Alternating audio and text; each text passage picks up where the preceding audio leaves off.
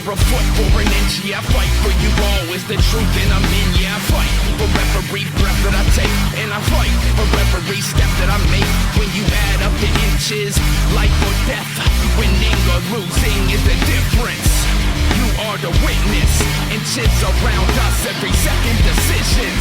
Too slow and I missed it, fast and I skipped it, but I'm on time so I gripped it. If you were ready to die then you will get this. If you're afraid of your life then you fight for that edge. No matter how far I come I know I still got a step to take. Pull that's it.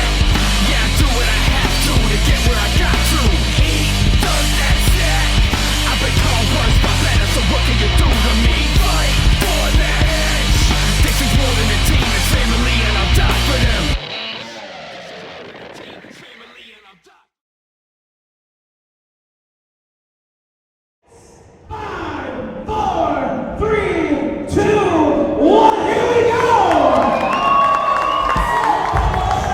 Emanating from Newell, West Virginia, it's Mountain State Madness 4.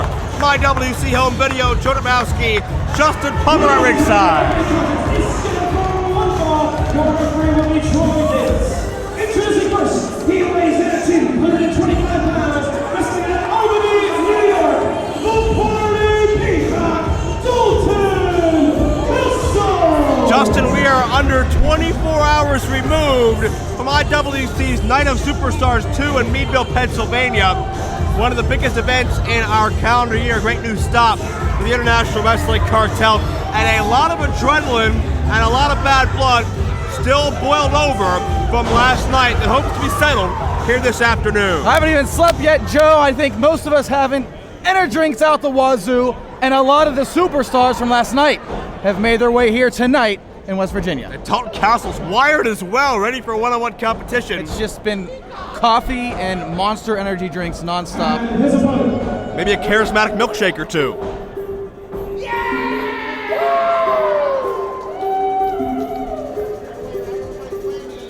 He represents Team Big League. He weighs in at 195 pounds, wrestling out of Logan, West Virginia.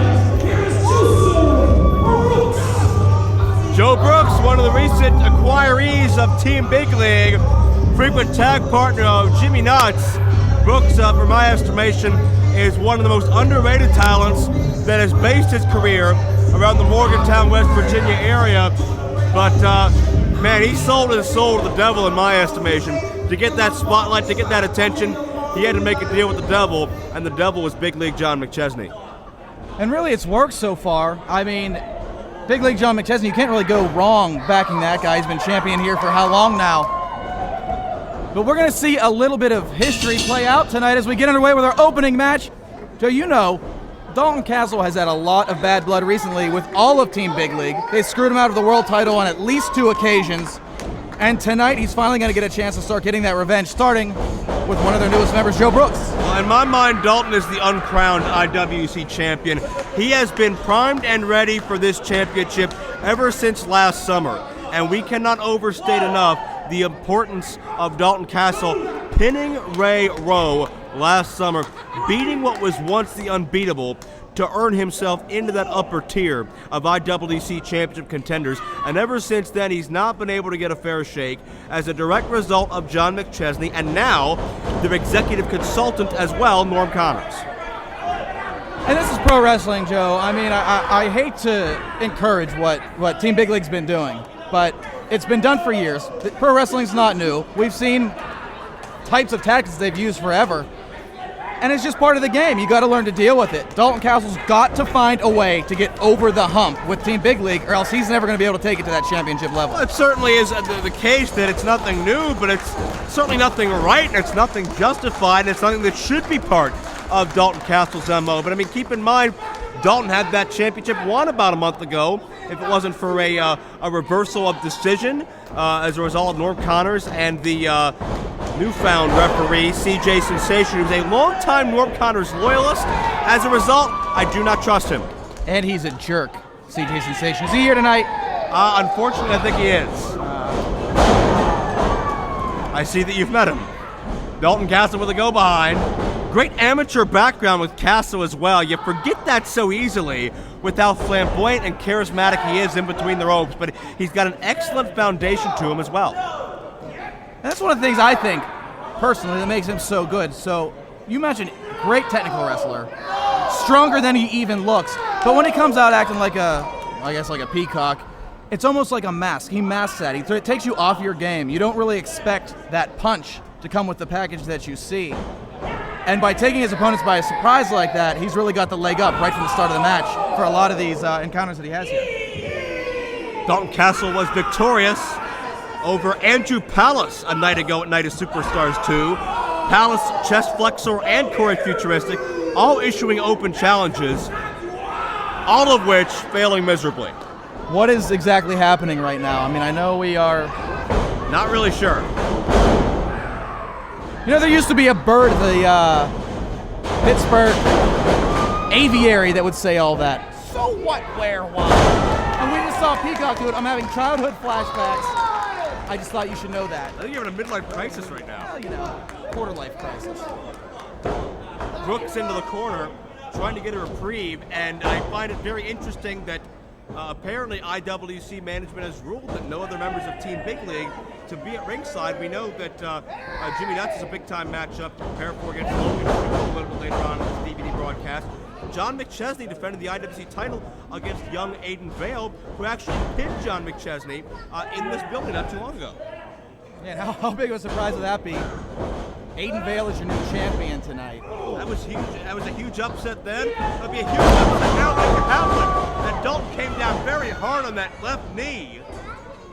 The difference, Joe, is Aiden Vale had Norm Connors on his side back then, and that's not the case tonight. We'll see if Aiden Vale can finally do it on his own. That's a very, very good point.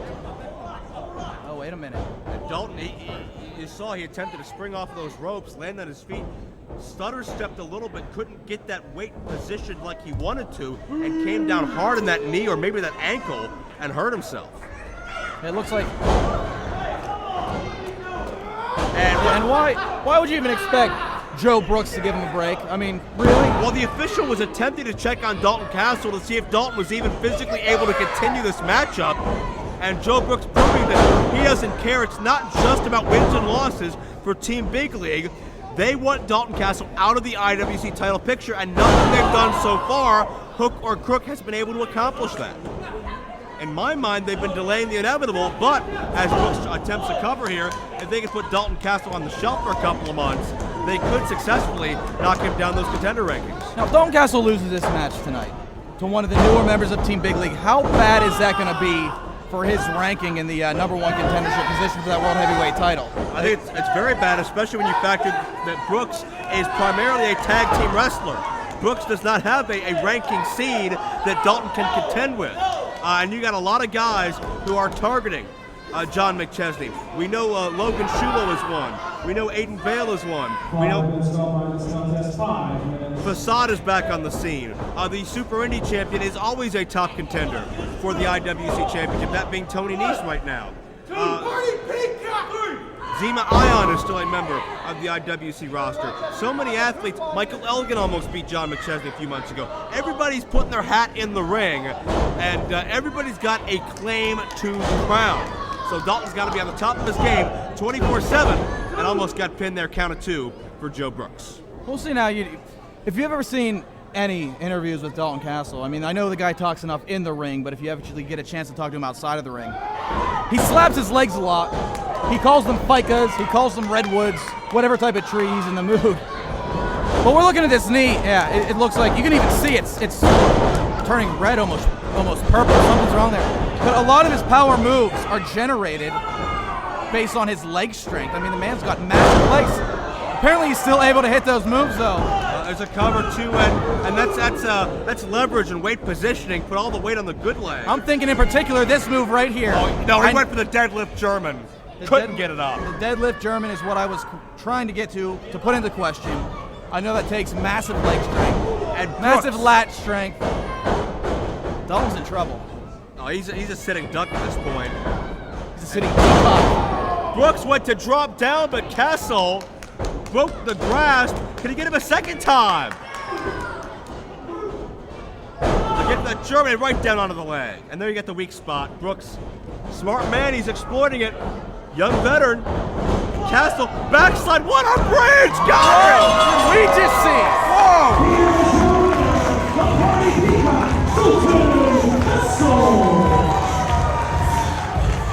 That's an amazing adjustment. Castle could not end the matchup with the raw strength and brute power he usually displays, so he used his own body weight to leverage over top of Brooks. Didn't really need that knee that much in the pinning infraction. It was all the arch on the back, and that led to Dalton Castle pick up the win. Say what you want about Dalton Castle, Joe, but with that innovation, that quick thinking, what did he have about 4 minutes after he injured that knee to come up with a new way to get the pin once he realized that deadlift German wasn't going to work? Incredible finish.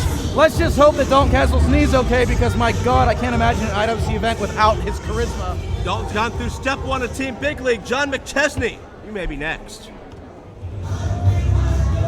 What in the world is this music?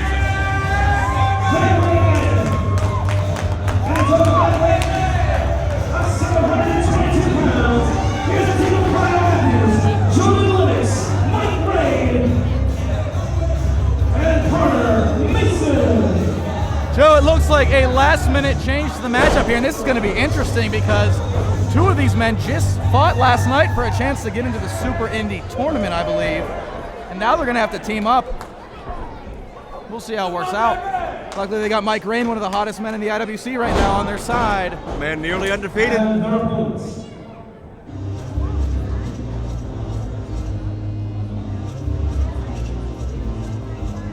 Well, certainly a very unique foursome in the ring. Not really sure how that's going to translate. They weigh in at a total body weight of 789 pounds. Being coming to the ring by Ginger. Here's the team of Ryan McDowell, Andrew Hollis, Chess Hustler, and Gordon Insurance.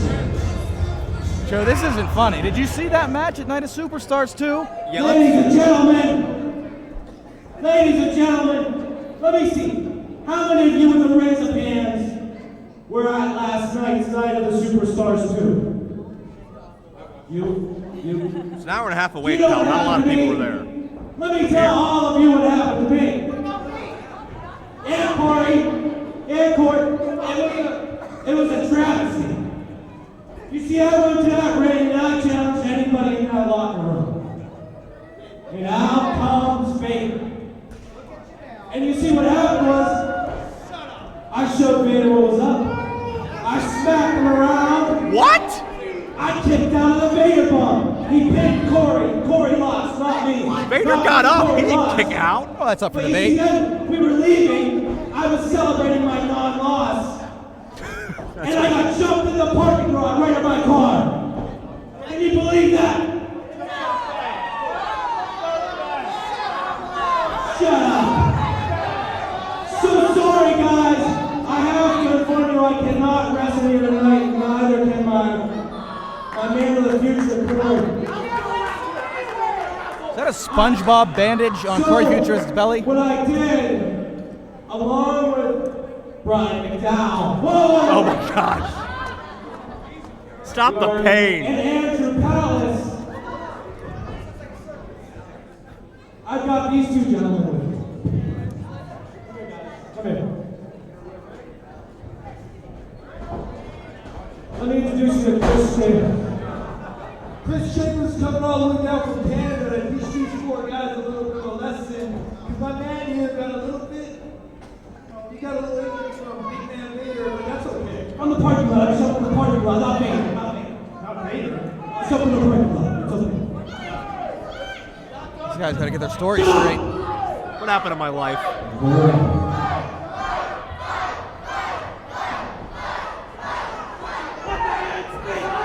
How about all you scalawags in West Virginia shut up? It's Corey Hollis. You old lady, I'm talking to you too.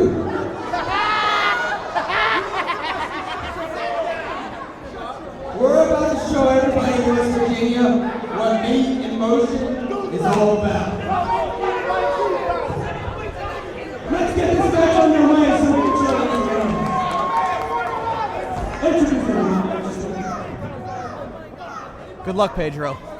Once again, their opponents, the team of Brian McDowell, Andrew Powers, Country Jack Corey Hollis, and Kris Chambers.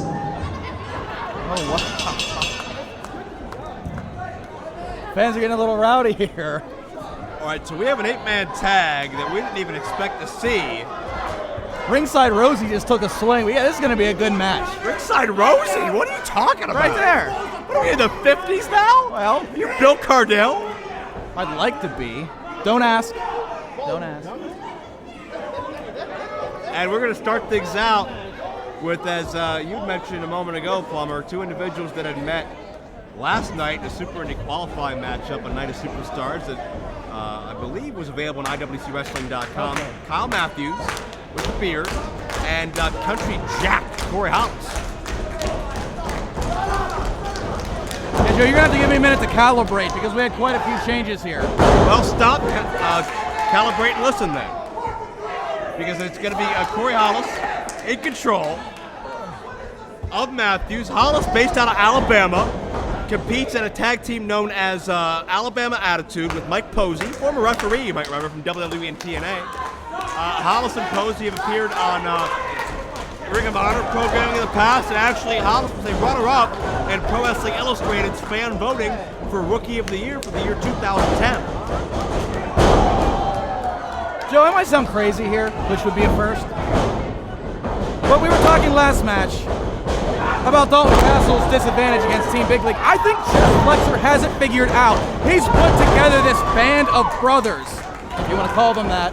I'm checking out this explosion of offense from Kyle Matthews, the Cauliflower Alley Club Future Legend Award recipient, as he tags in Connor Mason, I believe it was? Oh, he had to tag out. Look at this team that Chest Flexor has assembled. He's got the key, strength in numbers, and he's brought in these amazing athletes together.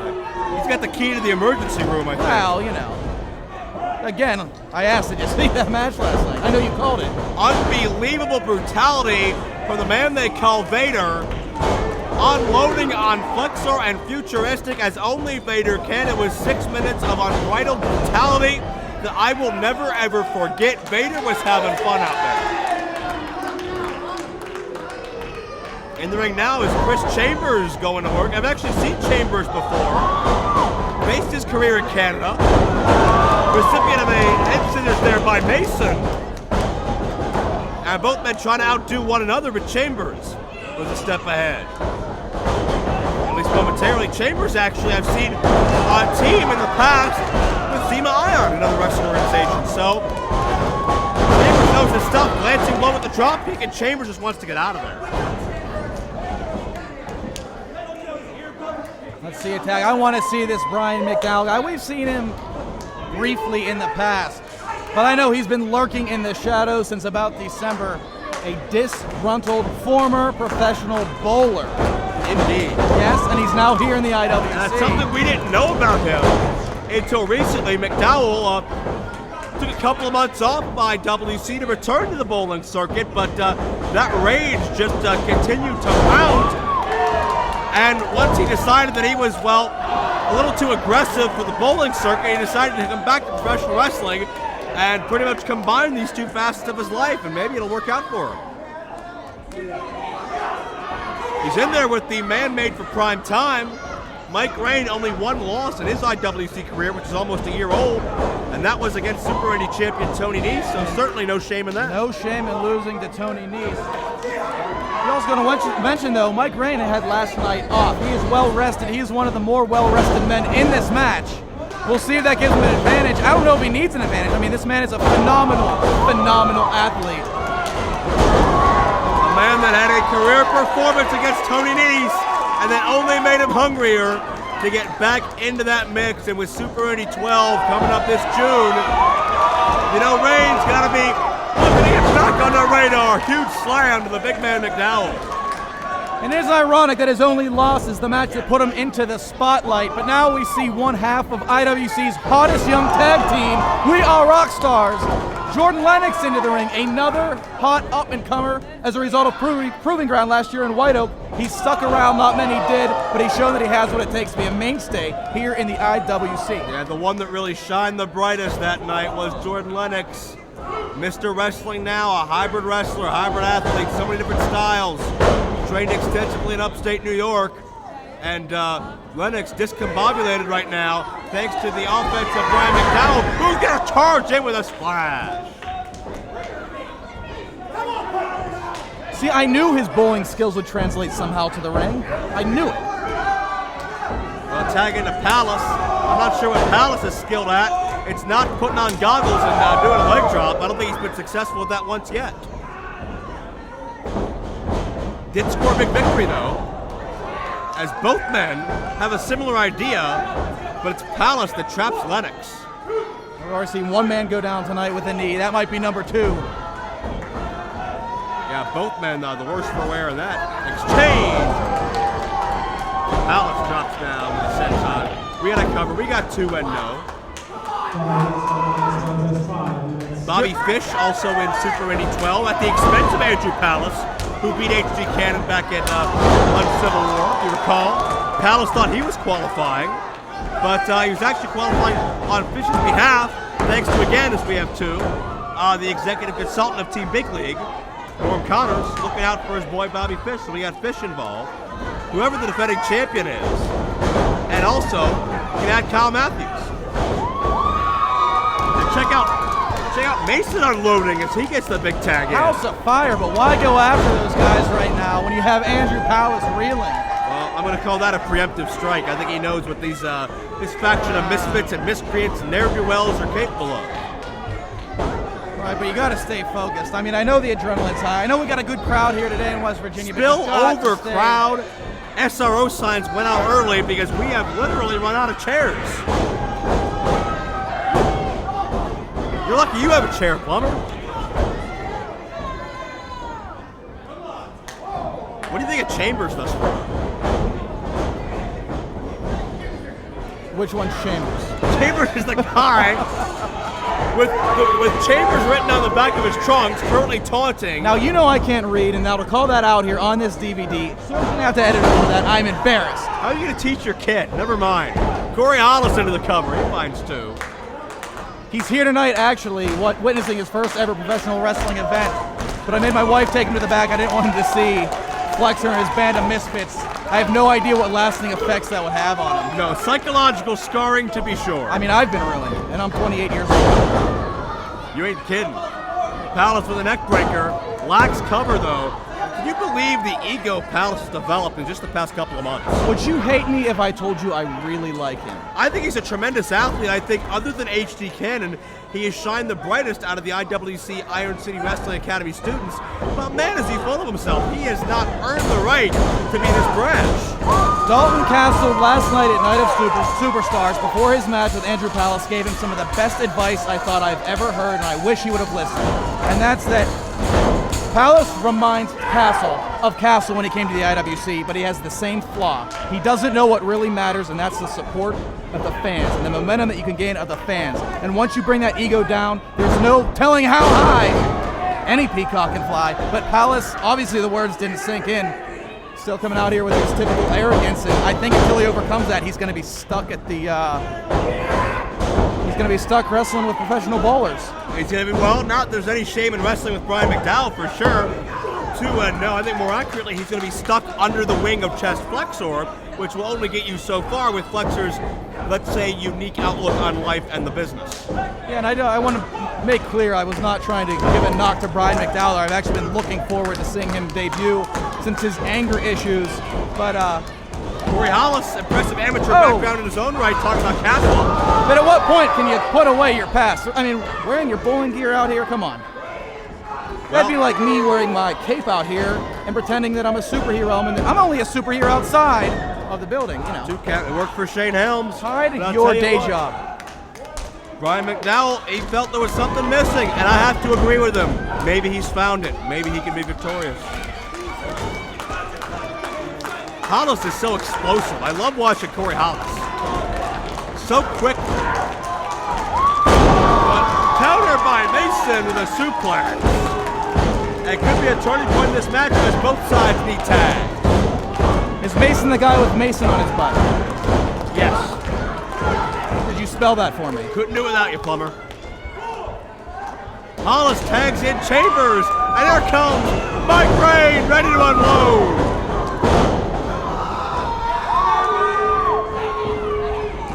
Dare I say, Rayne with the heavy downpour.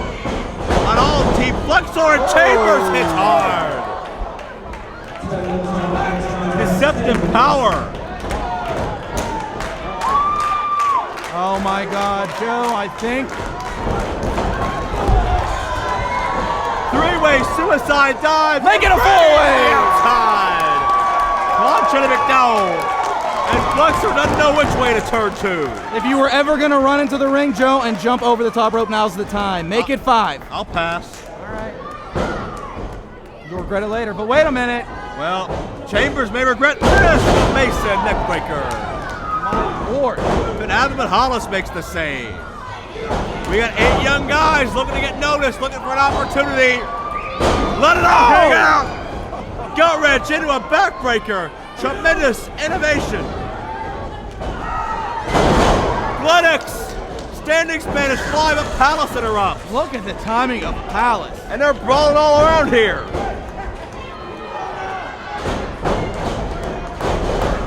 Palace, oh, with that scissors into the DDT. And the official telling him you're not the legal man. And here comes Kyle Matthews to get involved. McDowell in there as well. Kudos to Jake Clemens for having any idea who the legal man is. I don't even know where I'm at right now. And Palace and McDowell going to double team the newest Super Indy qualifier. But he escapes Mike Rayne. Oh, look out. Mike Rayne crashes and burns. And that's why they call it high risk, Plumber. It is high risk. He took a chance. You got 8 guys sweating in the ring. Those ropes are bound to get slippery, and Mike Rayne paid for it. And that could... Oh, check out the recovery! Beautiful adjustment. All it takes is one misstep to lose a match. Oh, Chambers with a thrust kick to the butt of the jaw. Almost had it. Mike Rayne is lucky that this match is still going on. One misstep you can recover from. 2 missteps, forget about it. Mr. Chambers in disbelief. Rayne counters. Check out that adjustment. Doppler effect coming up. Got him. Rayne's got this matchup won.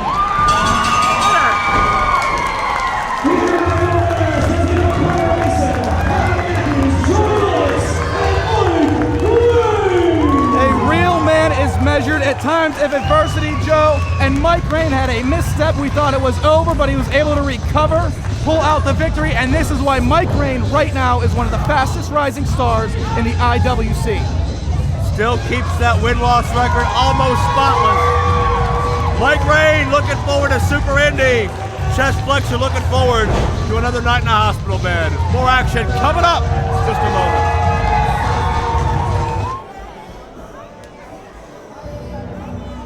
Introducing first, wrestling out of Venice Beach, here is Darcy Dixon. I know, Justin Plummer, you spend ample time in the women's locker room, so you've done a lot of research on this matchup. This is our first time taking a look at Darcy Dixon in IWC, and I'll tell you what, first glance, first impression, she is in excellent shape. That's right, Joe, and actually, I do spend a lot of time in the women's locker room, but today I wasn't hiding in one of the stalls peeking out to the shower. I actually caught up with these 2 women. That's what I was doing before. Darcy Dixon, though, I will tell you right now, beautiful woman, not very pleasurable to speak to at all. She's one of those girls that she looks good until you talk to her, and her personality is so bad that it makes her physically less attractive. Now, she says she's here in the IWC to rid the promotion of fatties like Sylvie Silver. Give me a break. Sylvie Silver a fatty? It doesn't bode well for us. I'm screwed, yeah. But a little more on her later. Got to love it, got to love it, got to love it, got to love it, got to love it. Wrestling out of Amsterdam,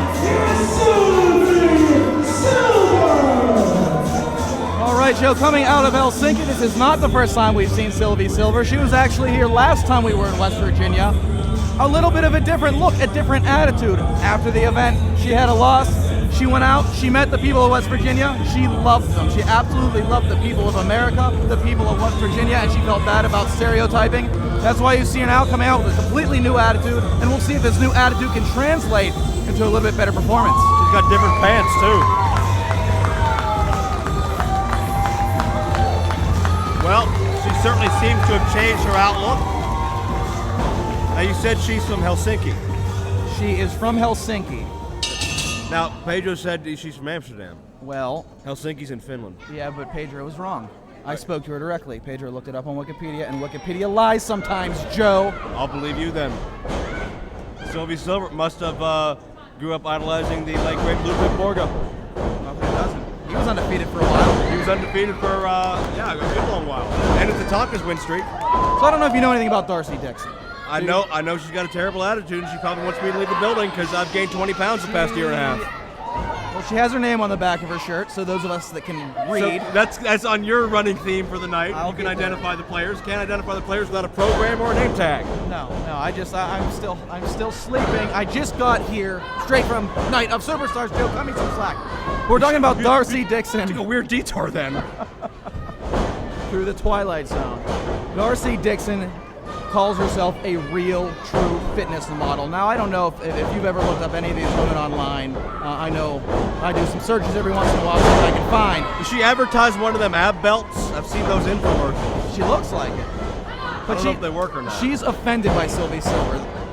She doesn't think Sylvie Silver's a real fitness model. She doesn't think she stays in shape. Like I said, she thinks she's fat, which I think is ridiculous. How can you look at that beautiful, gorgeous woman and refer to her as fat? That is a disgrace to all humankind. I mean, we could always ask to see more before we make our final judgment, but I'll let you do that, and then I'll join after. What are you trying to insinuate? I don't know. I'm a gentleman. Well, I'm not. Okay, we got that covered. Darcy Dixon, I'll tell you what, she's aggressive, though. I think her outlook on life really helps her amp up the physicality in the ring. Well, and it's a double-edged sword. When you have the confidence, I mean, I got the sense that this lady truly believes that she's perfect, that she has no flaws. That confidence can really propel you when you're in the ring, when you're not self-conscious, when you're not worried about doing something wrong, when that fear is gone, because fear is the greatest inhibitor. When you don't have that, you can perform at the top of your game. The only problem is, at that point, your guard is down. You're able to make more mistakes. You just open yourself up, and you drop your guard. But so far, it looks like her outlook is really helping her out. So what you're saying is she thinks her you-know-what don't stink. What? You know what. Her feet? Okay. Chin lock. Sylvie counter. Sylvie's the taller of the two. She's got a leverage advantage if she can utilize it. And drop down on the knee. Bent that knee joint the opposite way it's meant to go. Nice maneuver by Silver. Couldn't follow up. And I want to know why Chuck would let CJ Sensation referee the ladies' match. We should be keeping him as far away from any ladies as we possibly can. Well, usually they're running in the opposite direction from him anyway. There's a cover. Near fall. The personal hire of Norm Connors, Yeah, although I think that was an executive consultant decision to throw a little bone at CJ Sensation. I will say he has not been as unfair as I would anticipate. And that's just the fact that I don't hate the guy. I don't have an opinion on him at all. I just don't trust him because he's friends with Norm, and Norm's got an agenda. I smell conspiracy, and I know about conspiracy theories, Plumber. I've spent years looking them up. Plug it. Referee with a 10 count now. If neither female can get to their feet, it's a draw. Hate to see a draw here at Mountain State Madness. Always have great female competition whenever we come to Newell, West Virginia. It's a tradition. Yeah, we need to get more female wrestling in the IWC. Well, promise a restraining order from CJ Sensation. We may be able to. Female talent high in demand, and Dixon almost hangs herself up, trying to get away from Sylvie Silver.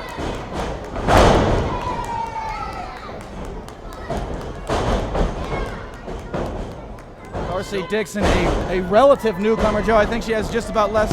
Let's could do it here. Backbreaker. Less than half the count away. Wow, I don't know. Darcy Dixon, relative newcomer, but she told me she thinks that the 2 years of experience she had equates to 10 years of experience for anybody else that you've ever seen in the ladies division. I don't know how that's possible, but... From what?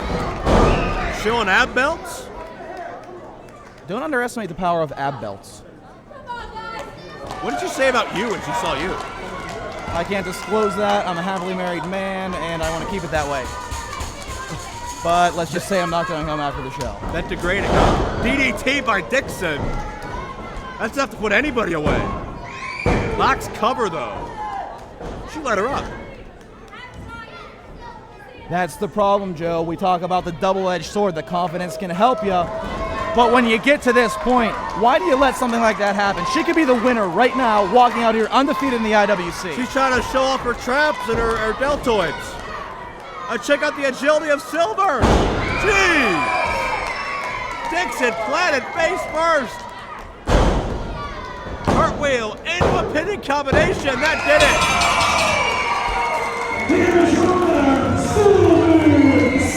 I think Darcy Dixon got knocked completely out. She got dropped head first off that second turnbuckle, and it was all done from there. Easy pickings for Sylvie Silver, showing off with that pin combination, now showing off something else. The new attitude, Sylvie Silver, victorious for the first time here in the IWC. I hope you don't mind, Joe. I'm gonna dance a little bit. I love this song. You need a cold shower, pal. More action, just a minute.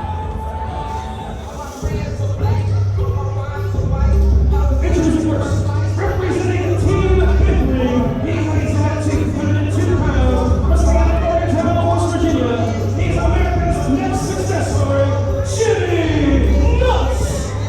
Jimmy Nuts actually has a great story in his background. He was kind of a nerd in high school, picked on, but man, did he change that look around. Earlier, in the very first match, my good brother Joseph Brooks was unjustly defeated, and that's why I brought a little insurance policy out here with me. It's Rex Lawless, the bodyguard. Justice, sir. Bodyguard of Team Big League. Saw him come out of the crowd about a month ago with Civil War. Thought he was a fan to back up Logan Shulo, but Norm, as usual, was several steps ahead of us.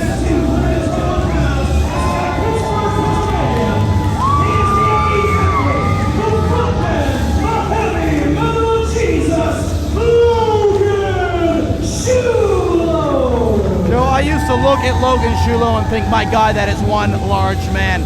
But you look in the ring at Rex Lawless, and that man is truly intimidating. I mean, he makes Jimmy Vegas look small. Don't tell him I said that. Do not tell him I said that. Logan Shulo has been shafted by Team Big League more than probably anybody else in this company. A man who was poised to end 2012 as the only man to ever hold both IWC championships. Screwed over by John McChesney, Jimmy DeMarco, and Norm Connors. And then, not to mention, screwed out of the Super Indy Championship. Norm Connors was vaguely involved in that. The whistle, the lights, gory. I'm not sure if there was any correlation there yet, but Norm was around. Shulo blamed Norm, punched him right in the face for it. I love to watch that. But Shulo can directly blame Team Big League and Norm Connors for the downfall of his career after hitting its peak last December. He was at the top of the world for all of about 3 minutes, holding both major titles in the IWC. Until, like you said, Joe, Norm Connors and Team Big League got involved. Now, by the time this DVD is released, and everyone's listening to this, the Night of the Superstars edition of IWC Aftershock will be out. You will see the two men most impacted by Team Big League, Logan Shulo and Dalton Castle, celebrating their victory last night with Rowdy Roddy Piper over Team Big League. But unfortunately, they just won the battle. The war, I have a feeling, is far from over. That's right now on IWCWrestling.com. Also, pick up your DVD copy of Night of Superstars 2 featuring Roddy Piper, Vader, Goldust, Midget Action, a number of others. As Shulo locks up with Jimmy Nuts. Jimmy Nuts had an interesting altercation with Roddy Piper last night. Piper, I think, was a little taken aback by the name of Mr. Nuts. Mr. Nuts. What do you want me to call the guy? He yells at me when I call him by his birth name, James Nutter. He's had 20 years to come up with a better name than that. He changed one letter. You are what you eat, I guess.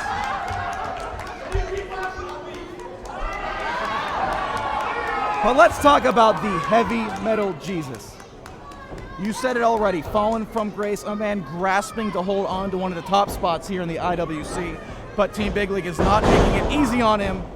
tonight with a shot one-on-one. Yeah, Jimmy Nuts. When it comes to Heavy Metal Jesus, I think we need some divine intervention in the IWC title picture because John McChesney, in my estimation, he has a date with Logan Shulo, he has a date with Dalton Castle, and a number of others. Logan Shulo, obviously McChesney surrounded himself with this support system to keep Logan Shulo away, to keep Castle away.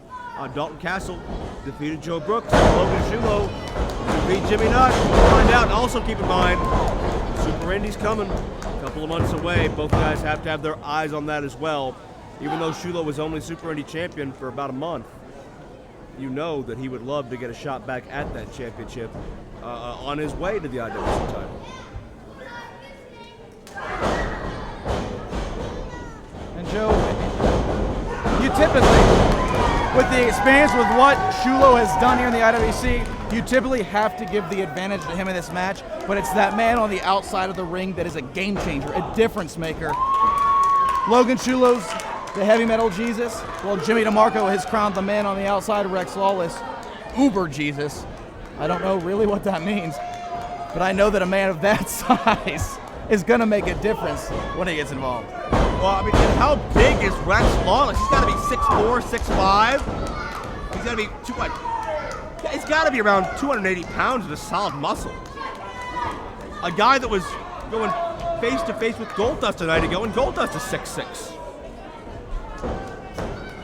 I was talking about Jimmy Nuts a few moments ago. Bullied in high school, awkward kid, the thick rimmed glasses. Just a skinny, dorky-looking guy. Used to hang around a bunch of skinny, dorky-looking guys all the time. Changed all that around. Got himself in the gym. Studied under some of the greats of the game. Not that any of that's helping him now, but Jimmy Nutt's another guy. A lot of promise. Sold his soul to McChesney to make a quick buck. Yeah, you think a guy that's been bullied his entire life would know what it feels like, but this guy walks around the locker room. He's one of the biggest jerks back there. Well, I think he's overcompensating. I think, some of the things you hate most about others sometimes turn into the things you hate most about yourself. Here we go. You knew Rex Laws would get involved sooner or later. And keep in mind, an Uncivil War is Logan versus DeMarco.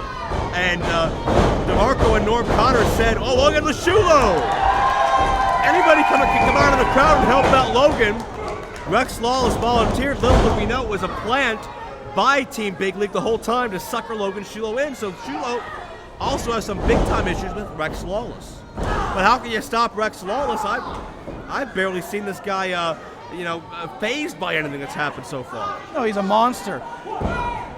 And I think the biggest mistake of these guys, Team Big League has banded together. We mentioned this a little bit earlier on. Strength in numbers.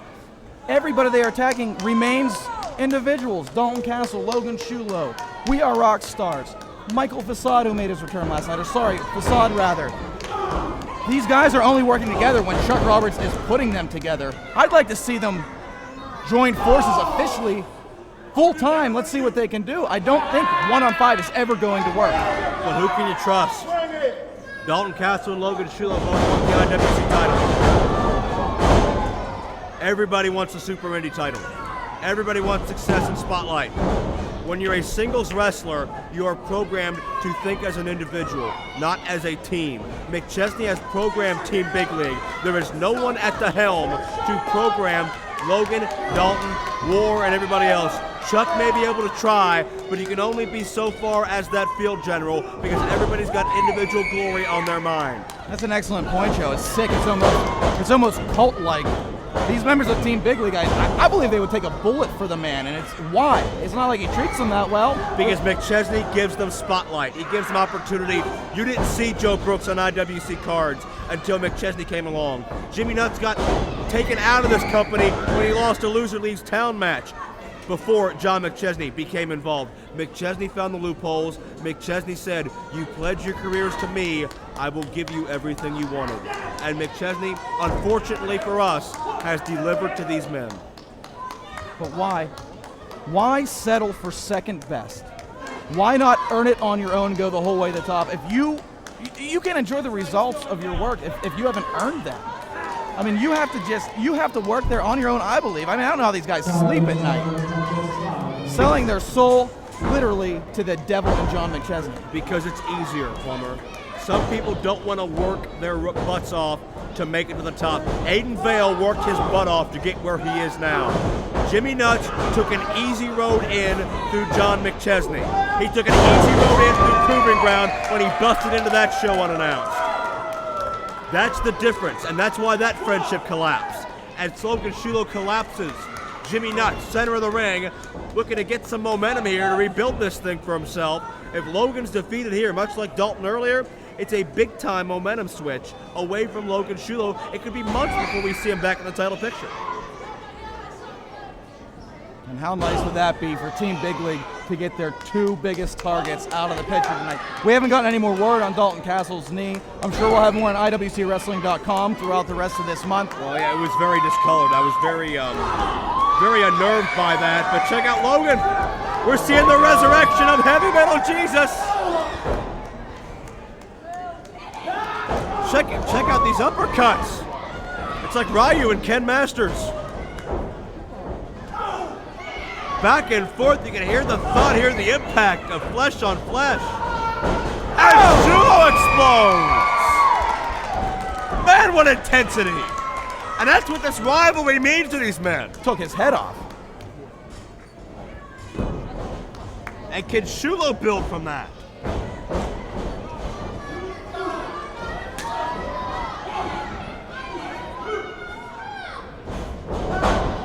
For the ride and Nuts. I think he tried to just get out of town and he caught himself straddled on the top turnbuckle. Uh-oh. Paying for it. That's not where you want to be. Jimmy hurt right in his namesake. This is the last place you want to be. Oh, in the Tree of Woe. Shades of Kevin Sullivan, but Sullivan never did anything quite like this. Handful of mouth, handful of jaw to position him at both feet. Man, that's aggression. This is the side of Logan Shulo I've rarely seen, and it's all been brought out by the machinations of Team Big League. If I was Jimmy Nuts, I would do anything in my power to get out of that ring and get backstage. He can't even get out of the corner.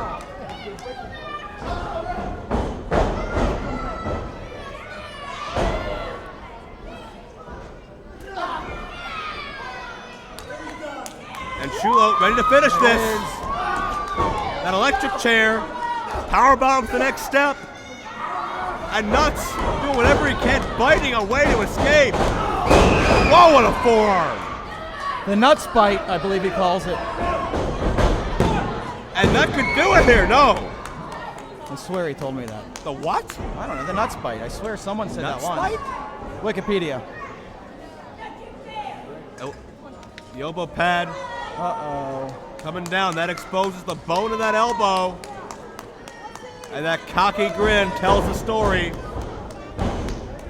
This kid's so full of himself, but he could live up to a lot of potential. But Shulo, with a look at his eyes, and he won't go down lightly. It almost got him. Jeez. That's about the 3rd time Jimmy Nuts has had his head taken off. You gotta believe he's fighting with a concussion at this point. Logan Shulo, vicious. I mean, you watch Jimmy Nuts' head snap back like that 2-3 times now. Superplex coming up. No! Countered! Nuts shifted his weight and landed on top of Shulo. Shulo, quick recovery, Joe. Yeah. I think Nuts can't believe that match that didn't do it. And Nuts has hurt his ankle now, attempting to brace himself in the electric chair. And here comes back Flawless. We got a lot of injuries here tonight, and it won't get any better with Hollis in the ring. God! That backbreaker. And Nuts in the cover. And Jimmy Nuts just stole this. Wow. Logan Shulo going down. Jimmy Nuts just pinned Logan Shulo. Jimmy Nuts pinned a former IWC champion. And I don't see a limp on Jimmy Nuts anymore, Justin. His shoelaces don't look like they're in too good a shape, but Oh, here we go. Of course, right? Perfect timing. Time to gloat.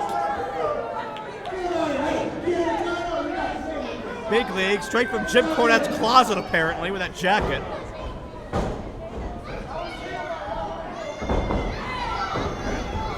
What do you think of that? How about Team Big League for you? Logan deserves better than that. He'll have better than that one day. You gotta feel bad for the guy, man. It's just 1 month after another. You guys go back to the locker room. I got women, there's food, go get paid, go have some fun. I got something to say, Mom. Go back, I got something to say to these people. I got it.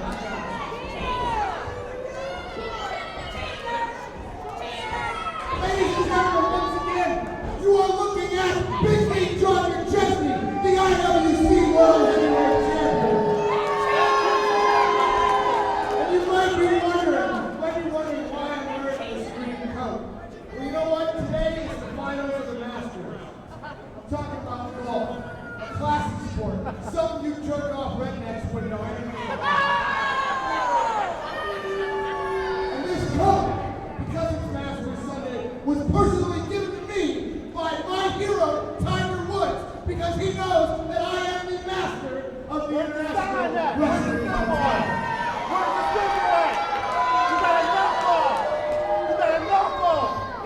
You know what? You guys think it was funny. Last time I was here, there was a little punk named Aiden who pinned me in the middle of this ring. 1, 2, 3. Well, you know what? Last night I saw that kid put on some eyeliner. He looked like a little girl. And I want to get this over with. Aiden Bear, get your ass out of here, because I'm putting the title on the line right now. Well, John McChesney doesn't want to wait. Now, I know this was scheduled for later on tonight, but This is supposed to be our feature matchup. I guess what the champ says goes. Well, I don't think Aiden Bale's going to argue. I think he's just as eager to get this matchup underway as John McChesney is. Aiden Bale, only 21 years of age. Already holds a pinfall win over John McChesney. About a year ago, Aiden actually took John McChesney's Super Indy. Hey!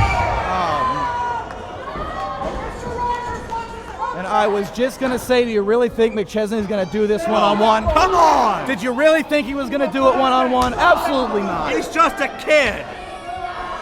Looking for an opportunity here. And Rex Lawless.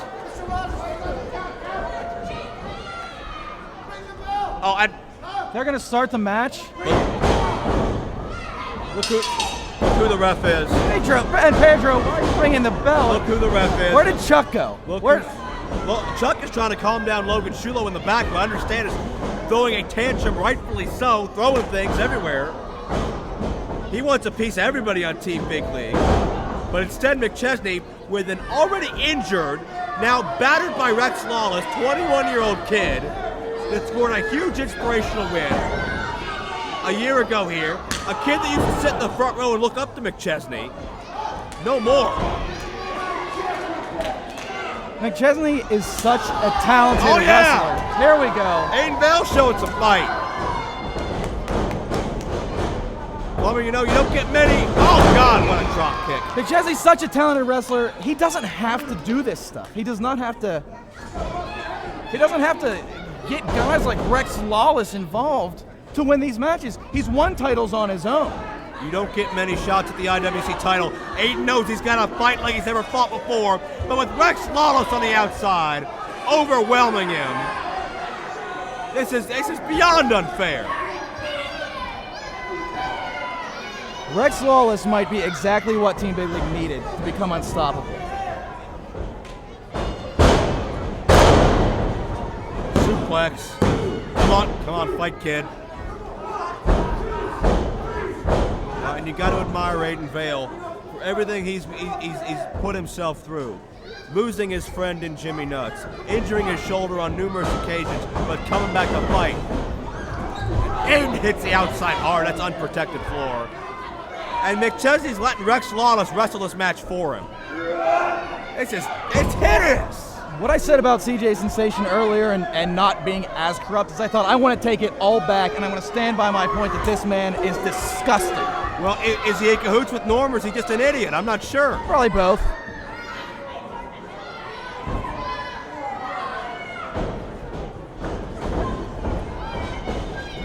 Either way, it gave McChesney every opening he needed. All right.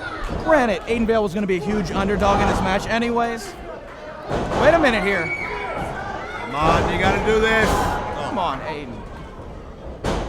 Aiden, he's got the heart of a panther. He can fight on. Roll up, change him here. Go, no. Man, so close. Back suplex, nicely done.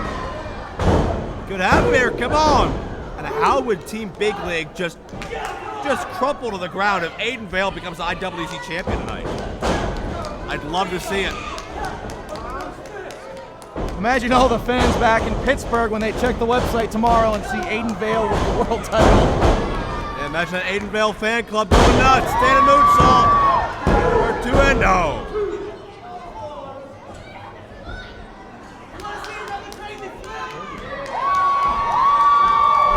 Well, hey, he's all about stage diving and all about high risk.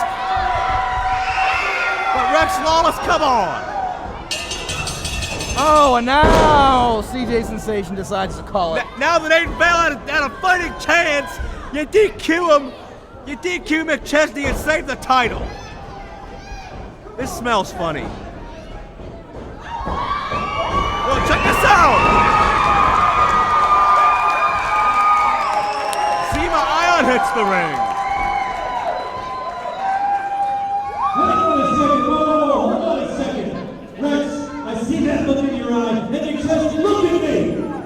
McChesney, you think you're going to get away with it? Yeah, right. Well, you're not going to get away with it. You did it last night. Last night he screwed Goldust out of a title shot because he got himself counted out. And now thanks to Rex, he gets himself disqualified. You're such a great champ. You respect this man at all? Not one person. So, guess what? Yeah, you're not getting away with it here tonight. I made a tag team match because your title match was over, so you were able to walk away with that belt, but it's not going to be that easy. No way. Because he deserves better from this company for what he's done. Now, unfortunately, referee's decision is final. I can't restart the match, no. But I can always make new ones. No, you can't. Hey, Shima, I looked over the website before I got here tonight and said a special appearance by Shima Zion. Zema Ion, actually. Who's Shima? Who do you ever beat? So, Zema, what do you say here tonight? Would you like to wrestle in front of your hometown? Would you like to? Would you like to? You want to see Shima wrestle here tonight? I got an idea. And don't forget, John, I'll give you a chance. You can prepare. Because later on here tonight, ladies and gentlemen, in our second main event, we're going to have ourselves a championship three-way match. You, and you. Hey, and Rex, well, you, Brooks, and Nuts, why don't you pack your bags? You're banned from the building.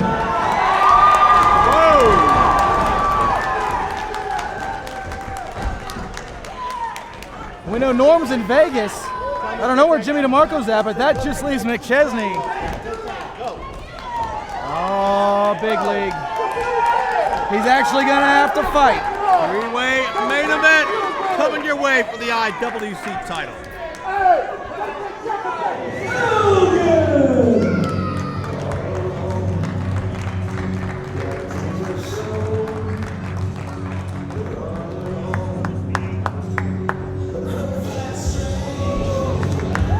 You want to talk about powerhouses? This man has done feats of physical strength I've not seen matched by anybody else in this industry. The man who would be Ring of Honor World Champion, the man who would be IWC Champion, the unbreakable one, Michael Elgin. And we touched on it last night. Somebody built, so thick, so stocky as Michael Elgin, how do you even just move this guy around? You can't. That's the thing. You cannot move him. And his opponent tonight, as strong as he is, you cannot move an immovable object. Michael Elgin can run right through you.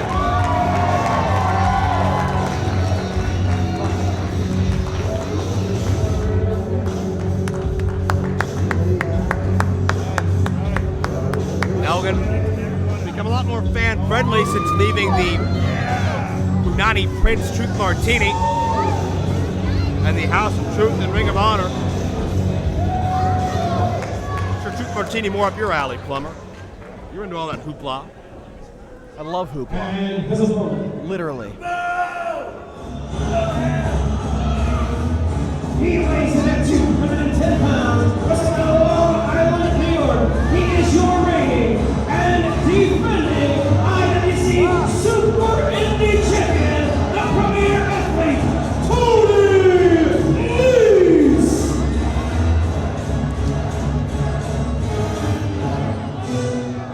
Joe, I don't think Pedro said it. I might have missed it, but this match, correct me if I'm wrong, is for the Super Indy title. That's my understanding of it.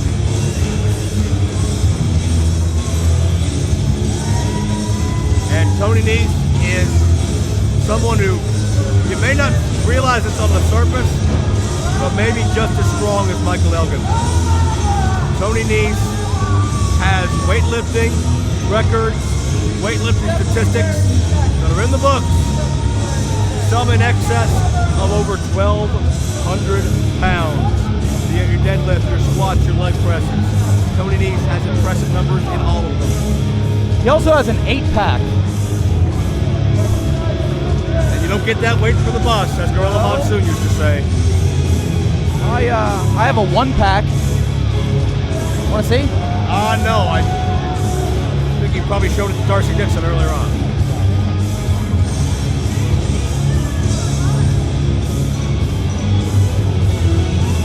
But you want to go another Gorilla Monsoon line, the irresistible force and the immovable object.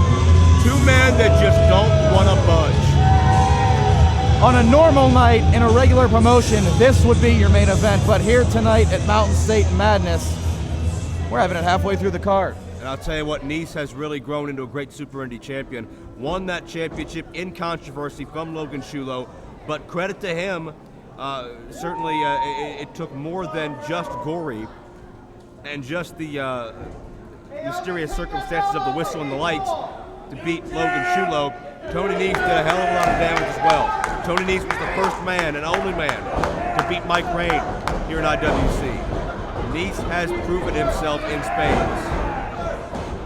And Nese is an established superstar, but he did, when it comes to the Super Indy title picture, kind of come out of nowhere and get that strap. And it shows the power of the Super Indy title because now he has become a mainstay, and we can really see what this man can do. He is dangerous inside of that ring. And he earned it the right way. Won that four-way matchup to earn himself that title shot. Beat some top-quality competition. Johnny Gargano, Zema Ion, Bobby Fish. And there's the power of Elgin. And keep in mind, Plummer, how close was Michael Elgin to beating John McChesney a couple months ago? Again, all the shenanigans of Team Big League, it's likely that if that wasn't taking place, this would be a man. We could have a title for title match right now. And certainly we saw last December how huge that was. And how much history and the future were both altered by that type of situation. We saw Nese, Elgin, and Kash, Kid Kash that is, do battle last night at Night of Superstars. Three-way matchup.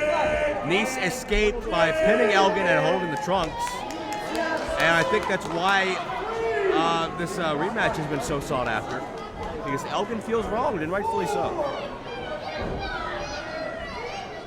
And that match, Joe, was one of the show stealers last night.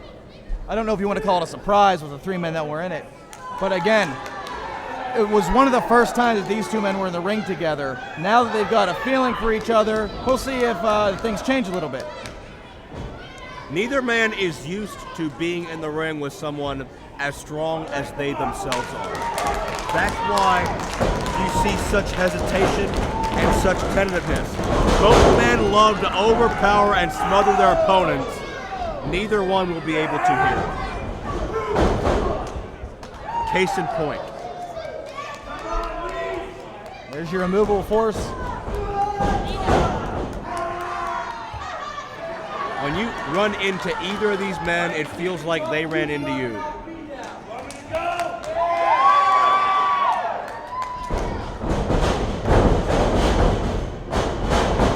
Pace quickens. I was trying to hear what they were saying to each other. I missed it, but I think that says it all. Well, Elgin finally got enough momentum to take down Nese. Nese has competed all over this country, a man that's once opposed the legendary Great Muta in the ring. Former TNA star, TNA really didn't give Nese the breakout opportunity he needed, so Nese came to IWC and made his own opportunity. Smart move. Elgin, Sidge Nese to the outside, but he hangs on, skins the cat. Check out how smooth that was. Elgin's ready for it, Joe. Unreal. But Elgin! Oh my God! That power slam says it all, but barely got two. How much did Pedro say Nese weighs? That is insane. Yeah, Nese is a big guy, but Elgin even bigger. Just imagine the shoulder strength that takes to hold a man up above your head that long or that size. I mean, I could probably do it. To you. Oh, get out. Let's try. After this match. Elgin Or let's not and say we did. continuing as the aggressor. A lot of people have come in that you don't see too often in IWC. Won the Super Indy title and changed the game. Nese, just the latest example. Delirious has done it. You guys can count.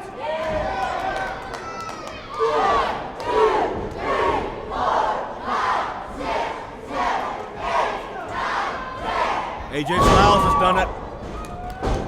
Jerry Lynn's done it. Could have him.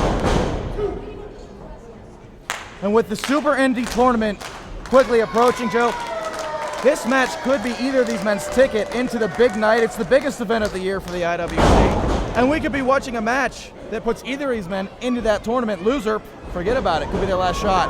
Bobby Fish is in. Kyle Matthews is in. Andrew Palace thought he was in for a while. Oh my God! A man north of 260 pounds just leapt about 6 feet in the air and caught a man jumping almost in the face. That's surreal.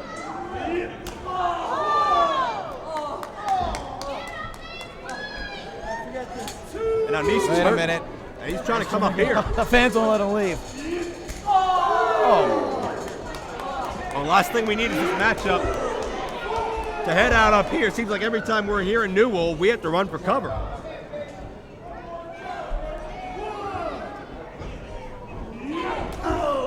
Jeez. Hard forearm strike by Elgin.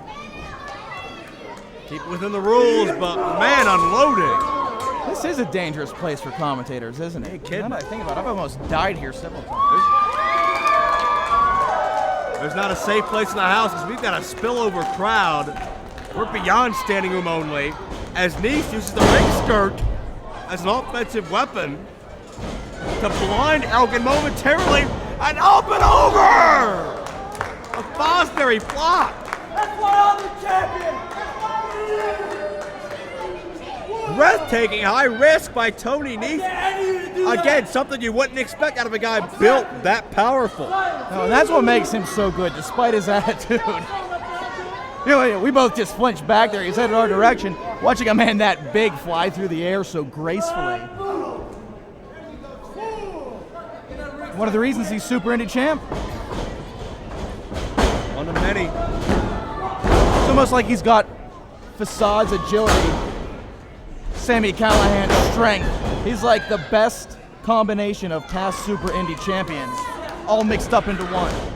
What if he really is? I think that's a great assessment. Genetic experiment gone wrong. I don't think there's anything wrong about it. I think Anthony Nese is a perfect blueprint for a pro wrestler. Well, he really defines what the Super Indy division, the Super Indy title, is all about. And we see a lot of these guys come through. That's what makes the Super Indy title so special. It almost puts it on the level with the World Heavyweight title because the caliber of athletes that you've seen hold this title, especially in recent history, I mean, it's been top notch. A lot of them gone on to even higher levels in the IWC. I would say separate but equal. Super Indy's helped launch AJ Styles, Chris Sabin, the late great Larry Sweeney, Sterling James Keenan, now known as Corey Graves, Zema Ion. There's another cover. Sammy Callahan, so many men, Johnny Gargano, Super Hentai who toured the world with it. And Elgin, man, when he gets that adrenaline, just starts shrugging off shots. This guy goes to another place. Now, back to the original question, how do you stop the Unbreakable one? There's your answer. We may have just found a way. I'm impressed.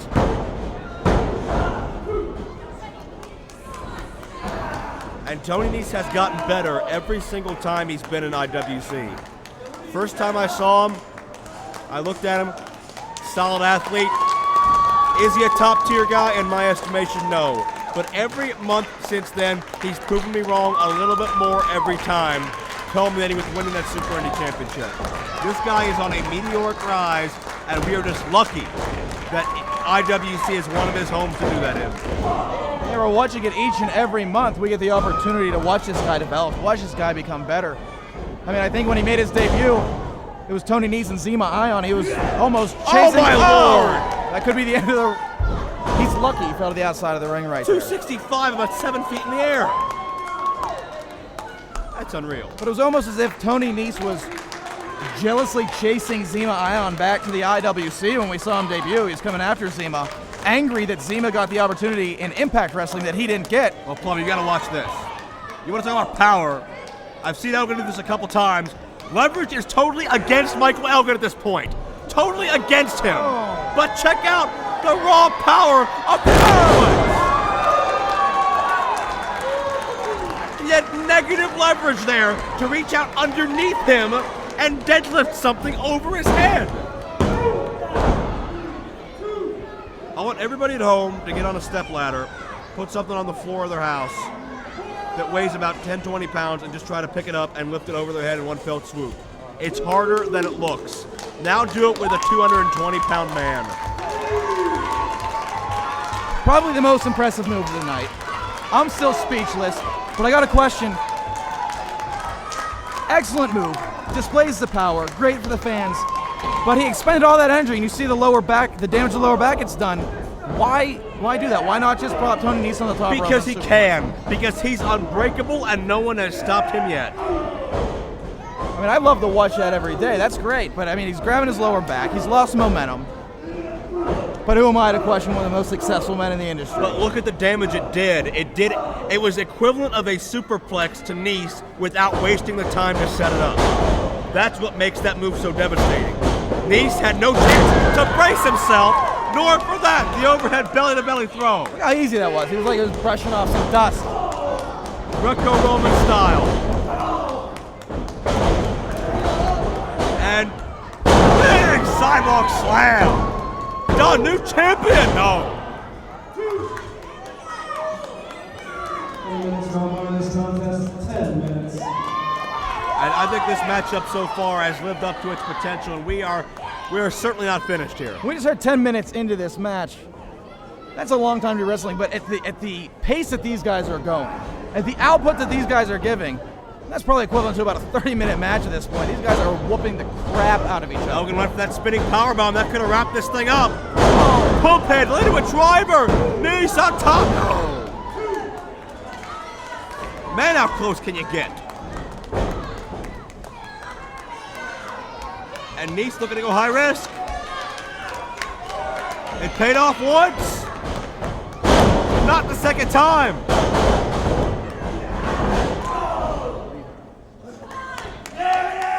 Oh, Nese is out on his feet. Elgin Oh, check out that agility. I don't know where Nese found it, but he did. And Elgin with a bicycle kick of his own. How are these men standing? Second super Fell on kick. his feet. Nothing. Barely. Oh. Decapitation. Got it though. These are the types of matches that make coming to the shows when the IWC travels. You think, oh, yeah, they're not at their home base. They're just gonna throw some matches together. These are the matches you are guaranteed each and every time you come here. These hidden gems. Somehow this is on the mid-card, but like I said earlier, would be a main event at most places. This is turning out to be one of the better matches we've seen this year.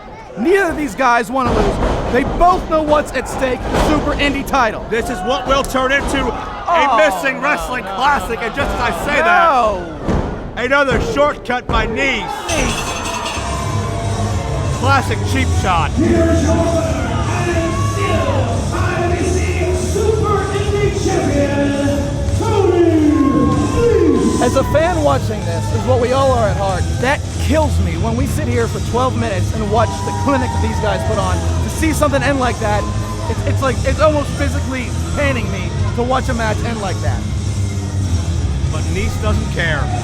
He got the job done 2 nights in a row. He pinned Michael Elgin in very controversial circumstances and retains that Super Indy Championship. Elgin can complain only once. Unfortunately, there's no way to prove it, no way to validate it. The decision is final. Anthony Nese, still your Super Indy Champion as we truck on towards Super Indy 12.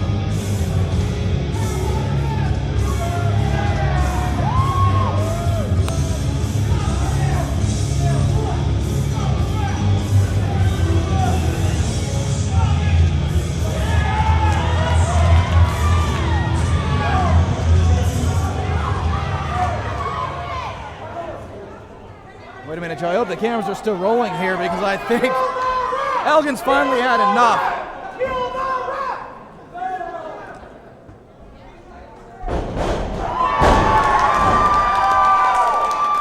CJ Sensation finally get what he deserves here.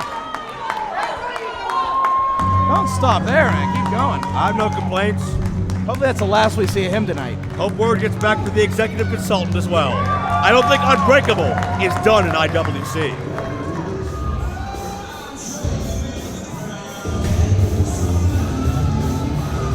Introducing team number 1. They weigh in at a slightly under 470 pounds. This guy lives in Park, New York. Here's Mickey and Marshall, the Gambino. The surly and ornery Gambino brothers, nice guy Mickey, and Marshall the Bull, ostracized from IWC for quite some time.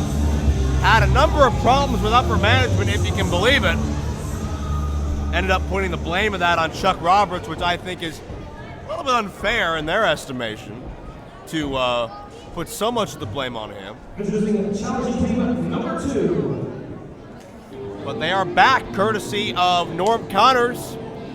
I never thought I'd see the Gambinos and Norm with at least an understanding, if not an affiliation. They weigh in at a slightly under 460 pounds. Wrestling out of Boone County. Here's Bronco McBride and Segaris, the Blue Collar Slaughterhouse. Blue collar, they're West Virginia proud. They're salt of the earth, they're working class. And Justin Plummer, they have a chance to capture the IWC Tag Team Championships that have eluded them in the past, especially here in their home away from home, let's say, of Newell, West Virginia. Well, the first problem is Bronco McBride's missing half of his tights. Once they get that straightened out, oh, here we go. Before we bring out that third team, you boys, last night, I look around this crowd and I see more people than teeth or brain cells, so I know that you can make a connection with them. And the reason I said is because last night you got the Gambino business. Now 5 years ago, we probably would have bashed your brains with some chairs, put you through a couple of tables, but we're reformed now. We're nicer guys. You shut up. There were 4? You should have some respect. A man is talking. Not that you people know what a real man is like. Shut up! A man is talking.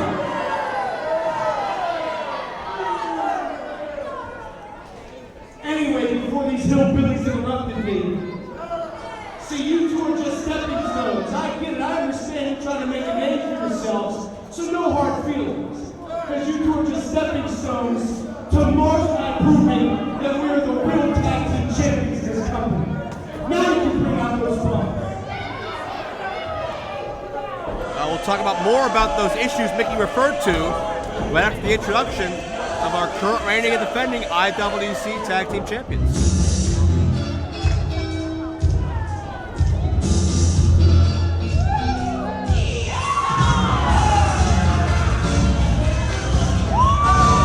Come on, Joe, get up. Woo! I'm all right, thank you. But I'm happy to see the Tag Team Champions. Happy to see them in such a good mood and so successful.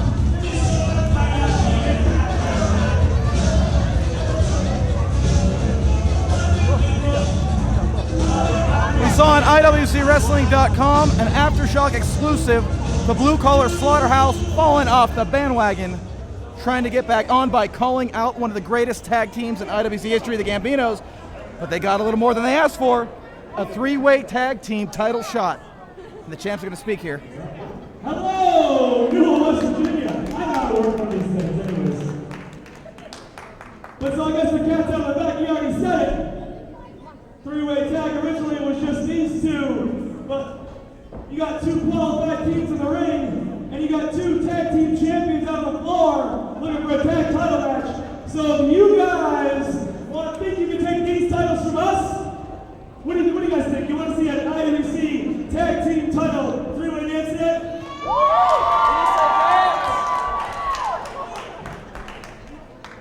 That's good enough. I don't think Keith Haught knows what a three-way dance is. He took it a little literally.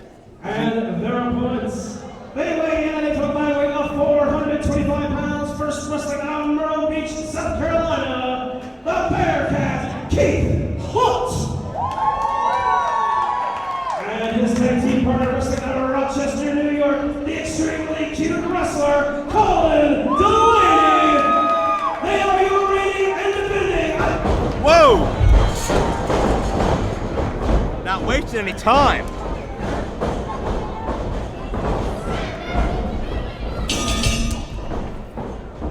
And we have a three-way tag team championship matchup. Bronco, McBride, Matt Segaris, the Gambino family, and Haught and Delaney. Justin Plummer, forget the rules here. Watch Colin! Suicide dive to the outside. He didn't get everybody. And here comes the big man, the Bearcat. Wasting no time here. Jeez. They're all dead. Stop the match. I'll never get tired of watching that hot mess fly. We talked about it earlier, the tension's boiling over from last night.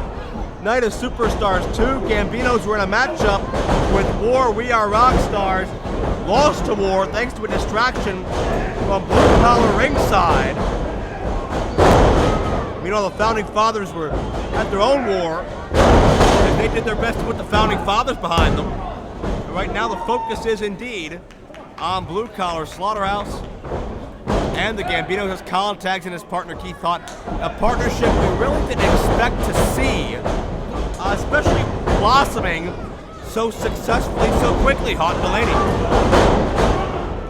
Well, they have a mutual understanding. They have similar backgrounds. They've both been underdogs for their entire lives. Now coming together, it's that chemistry that has launched them to the next level. That's Big Bronco now in control.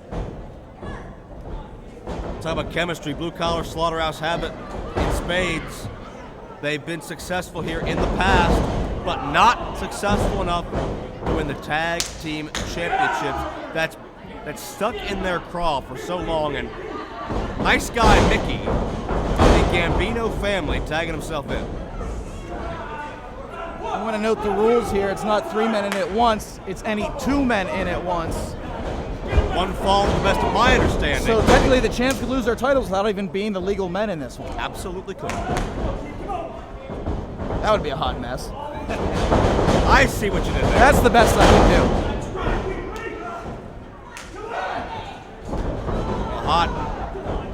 Gonna get to Delaney, but Matt Segaris interrupts, and I think it's very interesting that both teams of the Gambinos and Slaughterhouse, in my estimation, are playing a little can you top this, trying to outdo one another in punishing the champions.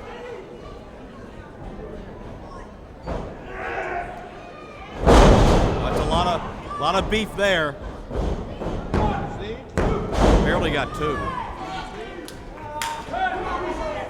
And Marshall tags himself, and you want to talk about size. Near 300 pounds. And making Keith Haught carry all 300. Baiting in Delaney. Here comes Mickey. Here's where the experience comes in. The Phantom Audio tag. Hashtag make room for Gorman.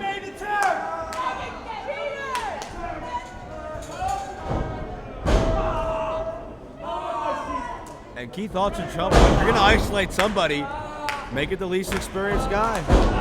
Smart move. Near fault. What do you make of the Gambino's potential relationship with Norm Connors? We'll have to see how it develops more. I mean, Norm's not in the building tonight. I would certainly hope that Norm has nothing to do with the Gambinos. The Gambinos are dangerous enough as they are. They're loose cannons. I mean, my God. What was it just last time we were here in West Virginia? Marshall got himself arrested. Yeah. Sleeper hold by Bronco. Trying to neutralize the big man. Not that big man really narrows it down much in this encounter. There's way too much skin in the ring right now. I'm only saying skin. I don't know why you're so uncomfortable. Trying to win the tag titles here. Somebody is. I watch Keith Haught. You just don't like it the way Keith Haught jiggles. I love the way he jiggles. Well, I stand corrected. Tag back into Marshall as the mood changes once I again. watch this guy event after event, and I think to myself, this is it. This will be the last time we see him. He's going to get destroyed and decimated out there. Somehow Keith Haught is a tag team champion alongside a former WWE superstar. If that's not the biggest underdog story, Oh, hello. although this may be really the last time we see him. Yeah, Cinderella story could end. No. This is your real life Rudy. And Keith Haught, keep in mind, he inserted himself into this, got inserted into this tag title picture by being assaulted while he was dressed as Santa Claus. He's trying to entertain the kids that were in the IWC crowd. Founding fathers were bullying him around, and next thing they know, they lost the tag titles to Colin, Delaney, and Keith Haught. Unexpected, unprecedented. Oh. Haught is just a punching bag. You're seeing why this is, cover here, near fall. This is the most successful tag team dynasty of any two men in IWC history. 5-time tag team champions today could make it 6. By far the most experienced in the ring. I mean, they're more experienced than almost any tag team in existence still today. Well, keep in mind, Blue Collar Slaughterhouse, they've been friends for life. Colin Delaney has been a tag team wrestler almost his entire career. And now the tensions of Night of Superstars boiling over. They took their eye off Keith Haught, though. And it's the hot tag! Oh, Colin Delaney! much better than me. Darn it. I'll work on it. And Haught and Delaney are just waiting on him. They're picking their spot. Now the Gambinos and Blue Collar let personal animosity override the goal of the match. Keith Haught was easy pickings for somebody to take the titles from this underdog team. You gotta keep your eye on the ball. And here we see it again, inexplicably. These two guys haven't worked together very often. Excellent adventure! Undersized! Colin with the pin, but Matt Segaris interrupts. Oh, I don't know, man. I thought they had it. They would have had it if not for Blue Collar, that's for sure. Wait a minute. Check out this double team. Can they finally get over the hump here? Oh! Elevated DDT. Colin got spiked. And Marshall, keep in mind that Marshall's not saving Colin. It's one fall for the tag titles. Marshall just trying to keep the Gambino's hopes alive.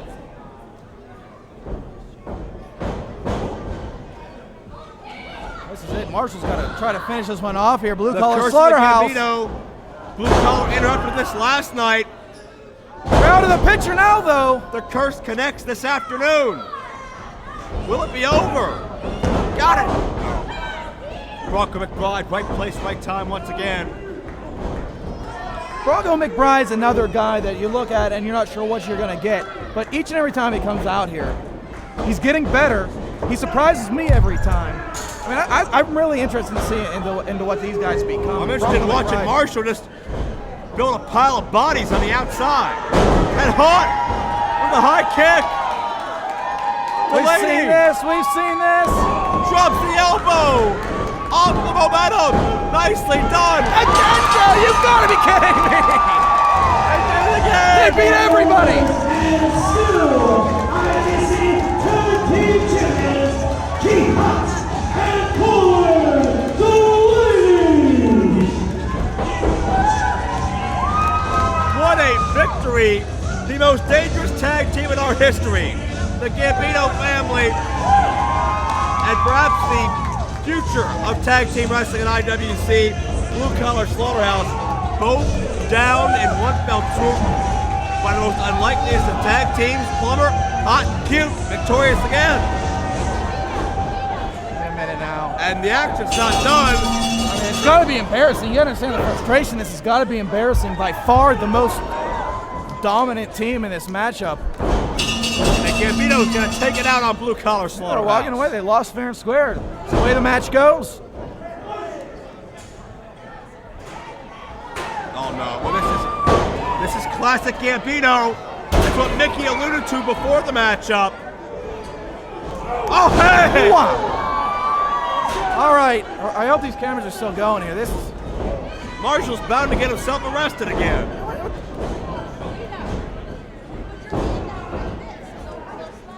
And now well, we've already lost one ref tonight. Now two are down. Now the curse on Bronco. Now I know we have about 10 security guards around here somewhere. Where in the hell are they at? I think they're all intimidated. Wouldn't you be? Well, I'm not going in there.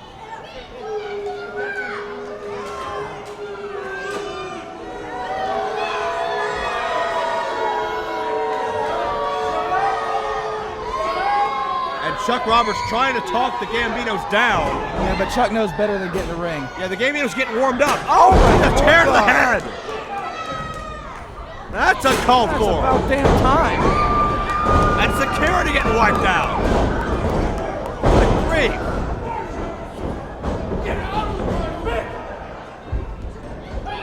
This is, it's lawless out here now. Oh, God. Oh, my God. Good grief. Wow. Hey! You know, you think you're going to wrestle Marshall Gambino, spending the night in prison. Marshall. Now what? Marshall, don't. Oh, no. Well, that prophecy's coming true.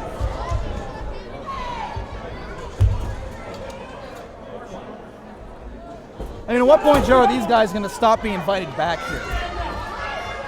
Well, I'm not sure how they ended up back here, but you can see why they were gone.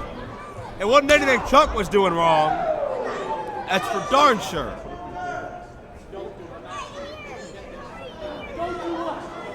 No, come on.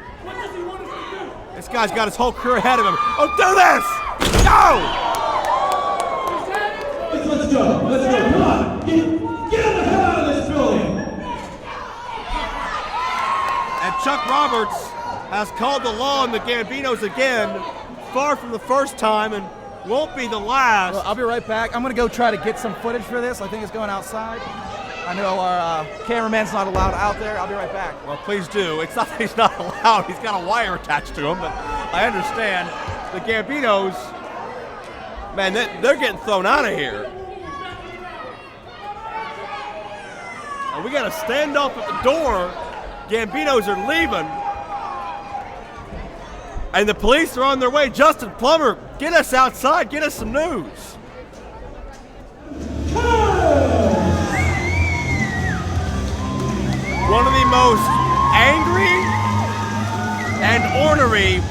veterans, you're ever going to run across the KID Kid Kash, competed in any major promotion you could name and found success in all of them. Well, after listing all those titles, Joe, his introduction took a little bit longer than some of the matches I've seen.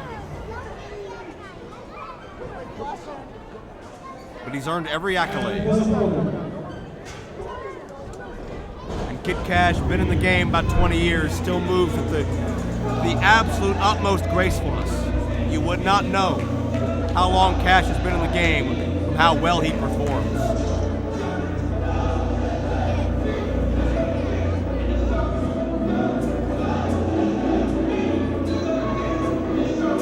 And I'm very excited to see how he will fare against an opponent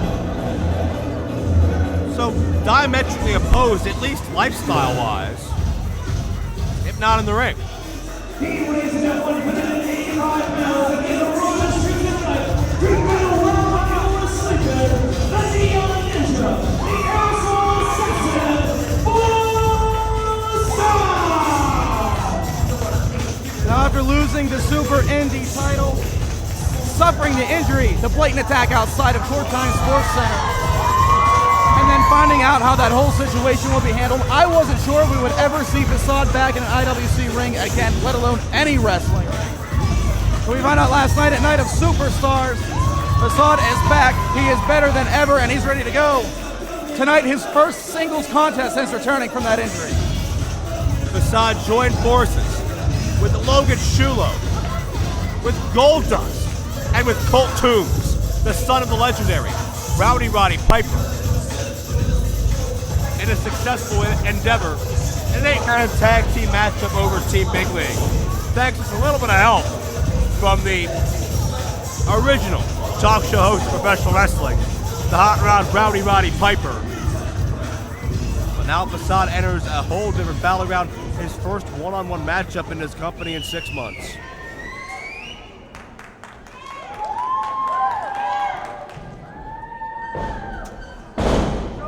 Of course, as you mentioned, Plummer, last time we saw Facade as a competitor, mired in controversy, had a severe injury to his ankle, I believe, was not medically cleared to defend the Super Indy Championship in that title-for-title matchup against Logan Shulo, winner take all.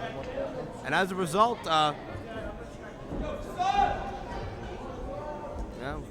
Facade in a familiar position. As a result, we didn't see Facade for a while. He was jumped really right out in the lobby area of court time before that matchup was to occur of Logan Shulo and Sami Callihan, the surrogate Facade, for lack of a better term.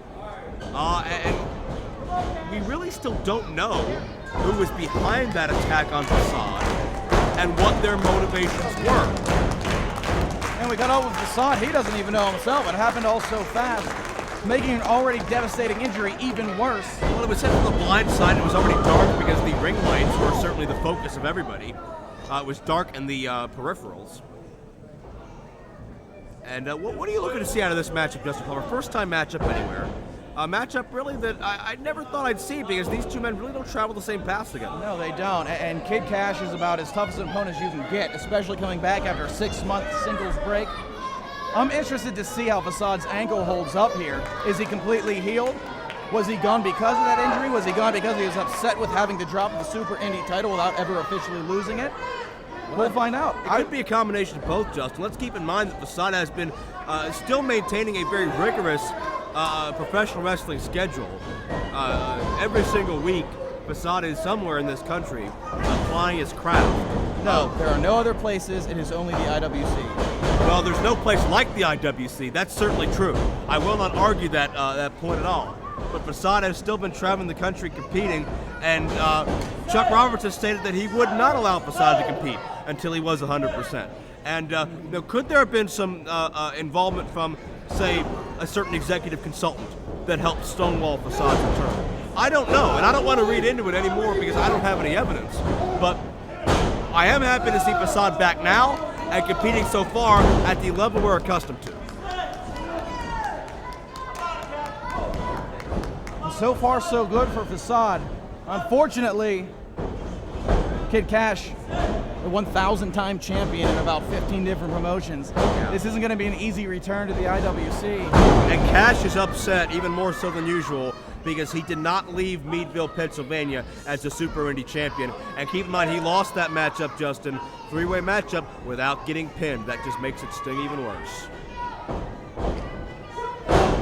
You know, Facade Joe was watching from the back last night, hoping that Kid Kash could pull it out, because that would mean this match would be for the Super Indy title. Facade can get back the belt that he says he never officially lost.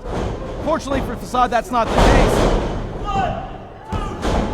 But this matchup is so important. Looking forward to Super Indy and looking to those contenders rankings. No, you know what? A victory over Kid Kash would do for anybody. You know what a victory over a man like Facade would do for Kid Kash. Propel him to the top of the division. We'll be seeing a lot more of the KID if we can beat Facade. You gotta believe. Sunset flip for two.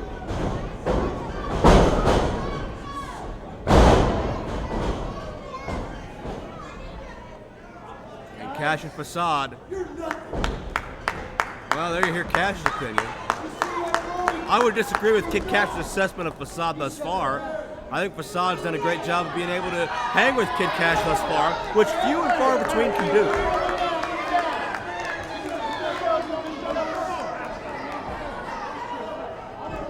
Oh, look at this. Kid Kash completely losing focus. He's about to get punched in the face. Ringside Rosie's husband over there now. Who is Ringside Rosie? Well, she's right there. The husband's over there. How do you know her whole family? You know, reunions once every year. Well, Kid Kash ain't making friends by any name. He doesn't like anybody in Newell.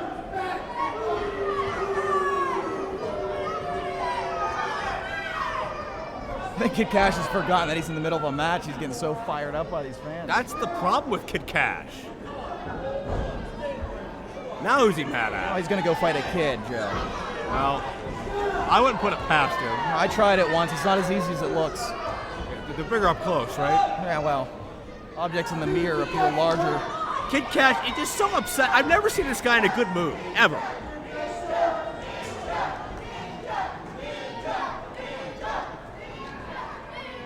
And Kid Kash is trying to frustrate Facade now. And Facade ain't gonna take that line now.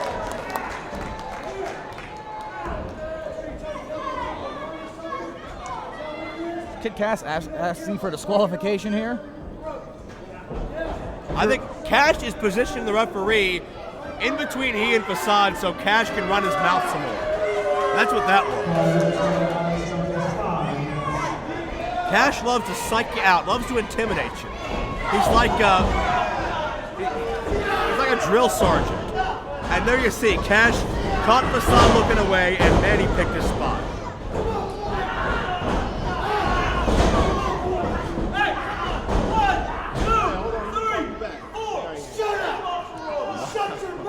The intensity.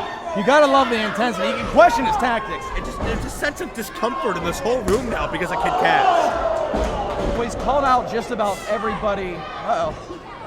I wonder how much if we go get that, it could go for on eBay. Well, I dare you to try right now because Kid Kash is snapping at anything within a 10-foot radius.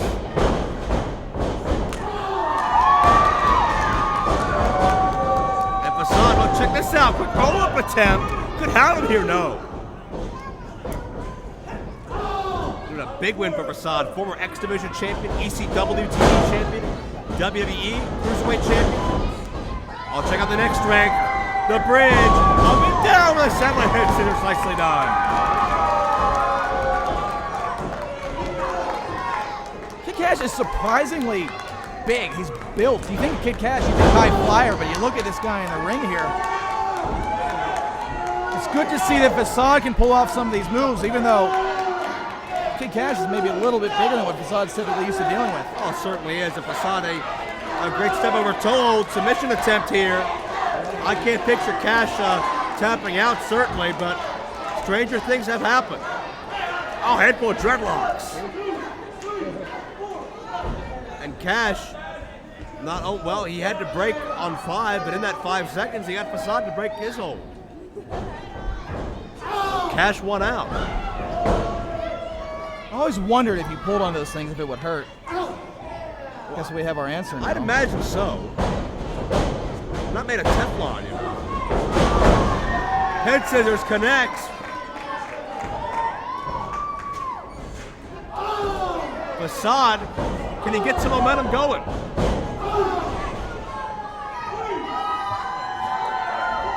The Neon Ninja, the Aerosol Assassin, beginning to unload.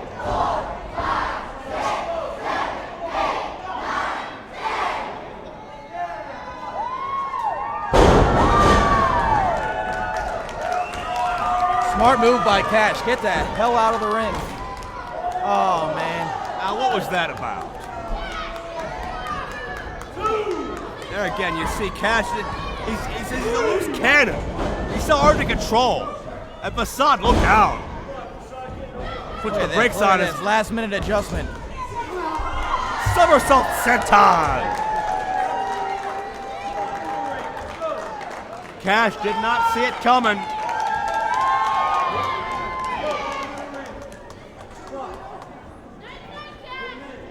Yeah, Facade taking the count out here. Kash is moving as far as I can see.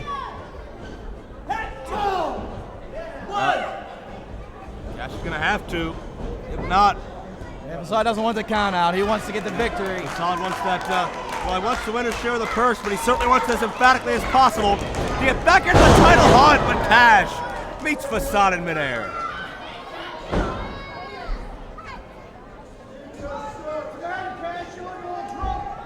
You look a little fat. It was fat. Oh, real fat. I gotta say, I know Kid Kash's attitude. I know it. Okay? Listen, if I'm one of these fans, I'm not going to take off Kid Kash because he's taking it out on Facade right now. I'm not surprised by his attitude. I'm surprised at the amount that he's a seasoned vet. He's been everywhere. We've heard it in the intro. I can't believe he's letting himself get this distracted. I mean, he's starting it. He's got a temper. I'm not surprised by this because I know Kid Kash. I followed his career for many years. And now he's going to get in the face of this fan. This guy's impossible to control. Nobody, I mean, You thought the Gambinos were bad. Get over the ramp. Get over the ramp. this entire day. Count them out. Look at this. Shut up. Oh, look at that. You better watch. That's a little girl. Kid Kash is causing a near riot here. We've had security out here multiple times. We just had the Gambinos thrown out of the building. We've had Team Big League thrown out of the building. We got Kash screaming in Kid's face. 2 referees down. There is nothing. We have no control here. This has been just one of the most surreal nights. I'm going to warn you now, Joe. If shit hits the fan, if stuff hits the fan, I'm throwing you in front of me immediately and running as fast as possible. Well, I'll be throwing you in front of me, so we'll both win. And Kash, again, just taking all this aggression out of Facade, and Facade's in big trouble right now.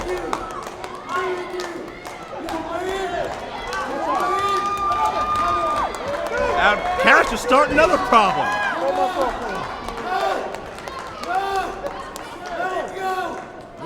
We have near riot-like conditions in Newell, West Virginia. Kid Kash has turned this company upside down. And Kash better not forget about Facade here, because Facade's damn tough. He's not out of this fight yet.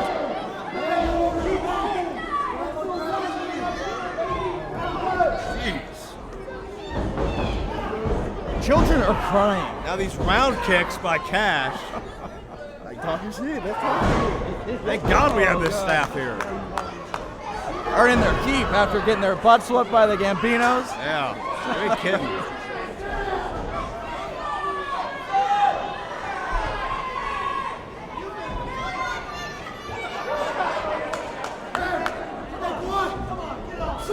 And now these cross faces, you can break a nose like that.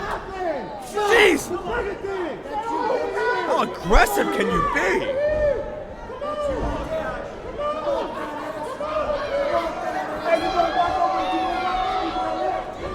Let's talk about courage and the amount of it that Kid Kash has. Let's talk about hoping these fans don't get any false courage and try to cross that guardrail, because that'll be the last thing they do. What is the likelihood that we have a viral YouTube segment that's about to happen here? Well, I'm not worried about YouTube segments. I'm worried about the safety and well-being of these people and of Facade, because right now Kid Kash is dominating the room. Jeez! I felt it. This is just ridiculous. Up and over goes Facade. Northern Lights could have him here. No! Facade's entire anatomy is changing colors in front of us.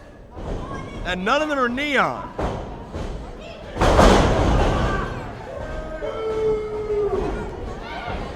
Hard backbreaker, the arrogant pin. Second time. Jeez. Slaughter's gonna have a heck of a time editing this one, man.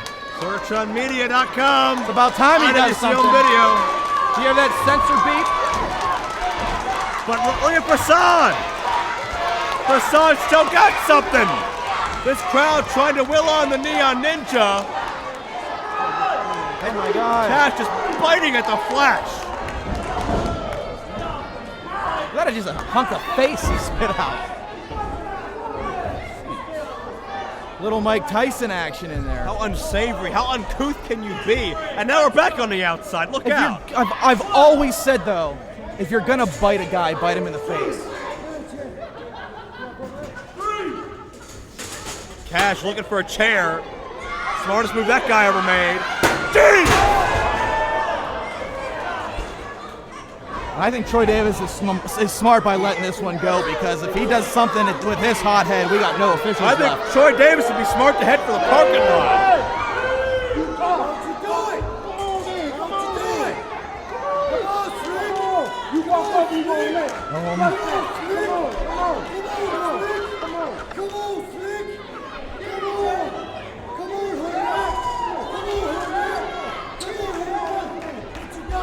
Security having to get in between this again. Come on, Kash. This has nothing to do with this match, Kash. Stop it. Come on, Facade, take advantage of this. And Facade from behind finally. Kash took his eye off the ball once too often. You would think a man with this experience, he's been around the world, he's been in all of the top promotions, multiple time champion. Where is the discipline? You can see his temper has always held him back. Arguments with fans, arguments with the front office. Kid Kash has always been Kid Kash's worst enemy. But Facade is still hurt, make no mistake about I've it. never seen him on this level of self-destruction. I mean, something else has got to be going on. He's always had a bad attitude. He's always had a temper, but never before has he been this distracted, this unfocused on a match. But credit to Kash. All these distractions, and he still had a firm control over Facade. How often does that happen? He's a talented athlete. He's one of the best in the business today. Apparently he can get away with it. Trying to will himself forward. Kash with an iron claw. Von Erich-esque. Well, Kid Kash, he's steeped in tradition. That's it. He was trained by the great Ricky Morton of the Rock and Roll Express, but now he's moving south from Memphis to Dallas with the Von Erich claw. And Facade, oh, there's that neck strength. Notice, Justin, the neck strength is the only thing keeping the shoulders of Facade off the canvas. Only thing keeping this from being a pinfall. Look at that bridge right back up to his feet. That's Facade's discipline, as you touched on. Facade's training, Facade's focus.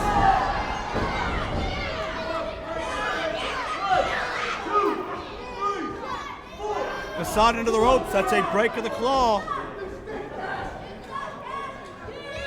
He's going right back for it. Nobody home. Kash hit the turnbuckle, I believe. And now Facade is forcing the claw to be put on Kid Kash. And the shoulders are down.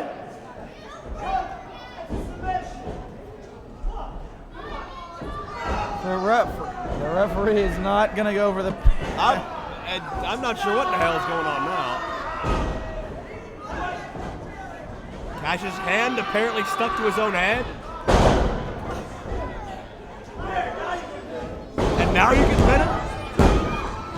And I noticed Kash milked that to get the extra time to kick out. Okay, there you go. Kash took every second he could to throw the referee and Facade off of their individual game to recoup, but was it only delaying the inevitable? I've never seen somebody grab their own face to buy time, but it's a smart move. I'm gonna try that sometime. There's a soundbite. Facade matrixed out of the clothesline. Up with the heel kick.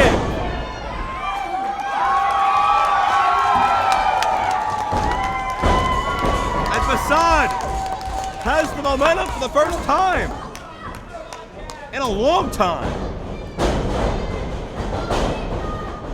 Springboard.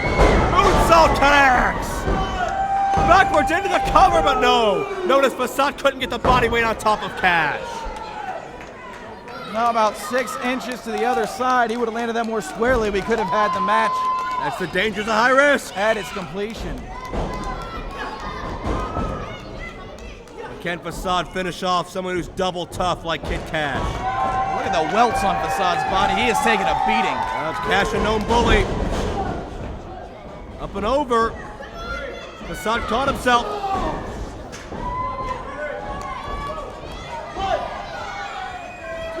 And Facade walking the ropes. Missile drop kick, nicely done.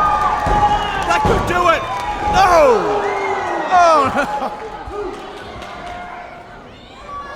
More like 2 9/10. What a classic we are seeing.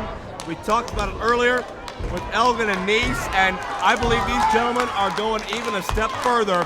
Facade and Kash. 20 minutes plus. How often do you see a matchup in excess of 20 minutes without a championship on the line?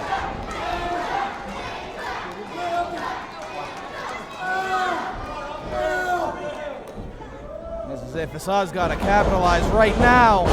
Kash reverses. Sunset flip. No, Kash wastes no time. And now back and forth, both men looking to trap the other's shoulders.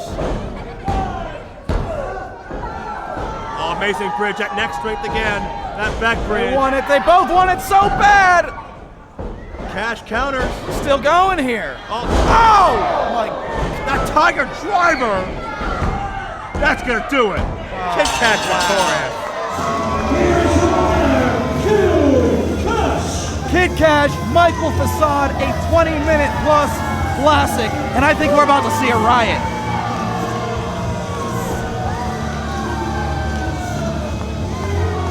That Tiger driver has put away so many. They need to get him out of the ring right now. Security needs to get around him, get him out of there. And this crowd is irate. Yeah.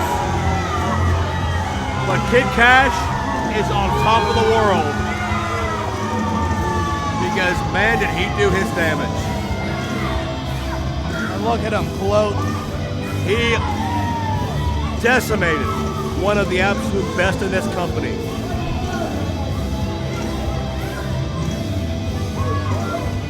Oh my! And now he's gonna talk. Why would you even? I guess we have to hear what he has to say. I shudder to think. Can we get security back? Are they still with the Gambinos? Yeah, there's about 8 of them over there. We need the police though. We need that security.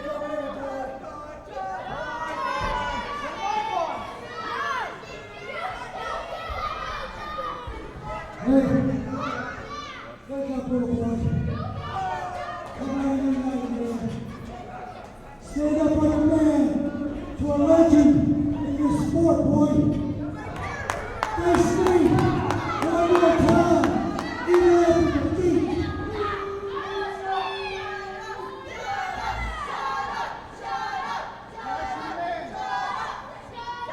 You know what?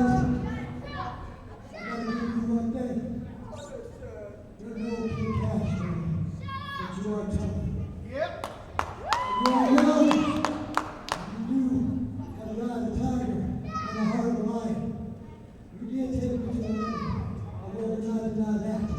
Even in front of all these inbred pieces of trash, Logan, Hollis, keep it on the nasty, West Virginia.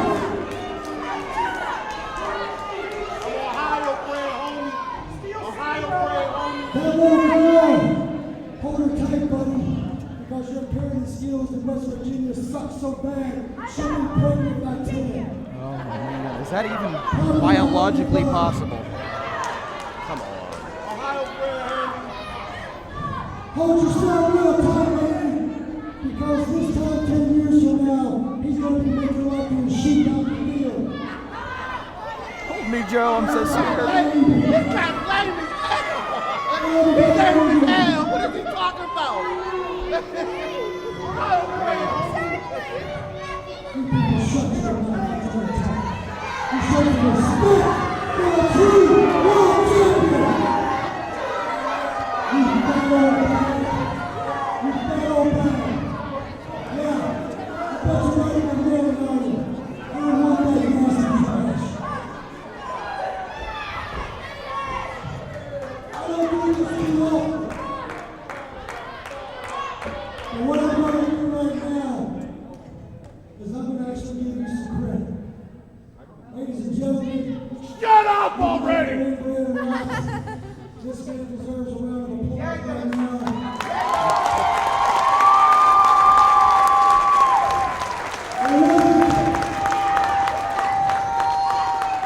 It wasn't the drug and talent or ability that got you defeated. But you're still young and you're like a little reliable right now. It's going to take time. It's going to take a few years. But if you get it, young lady, this man's going to be a world champion. So every time you see this young man in any club, in any arena, in this whole freaking nasty state, you come check him out. Because this right here is the future of professional wrestling. Kid Kash is toying with my emotions. That does not come easy from Kid Kash.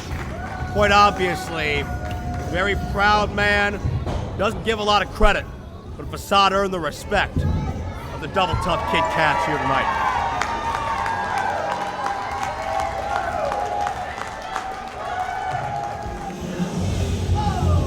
Introducing the challenger, number 1. He weighs in at 175 pounds. Wrestling out of Whiskey Rock on the Simpson Strip in Los Angeles, California. Representing the We Are Rockstars, Aiden Bell. Aiden Bell had an opportunity at the prize of utmost importance in IWC, that being the IWC Championship against John McChesney earlier tonight, but what a cheap way out John McChesney took, in my estimation, an intentional disqualification.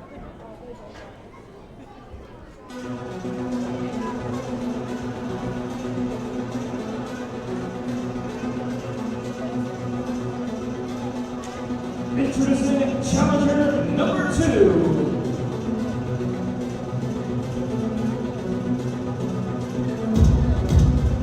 A man who's been across the world. 190 pounds, wrestling out of the Philippines by way of Newell, West Virginia.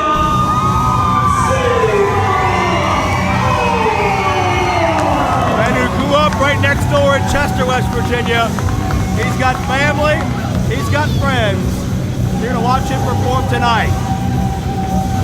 Could they watch him add another championship to his resume?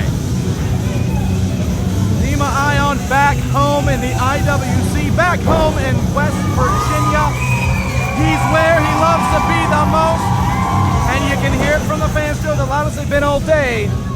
They're glad to see him back. And their opponent.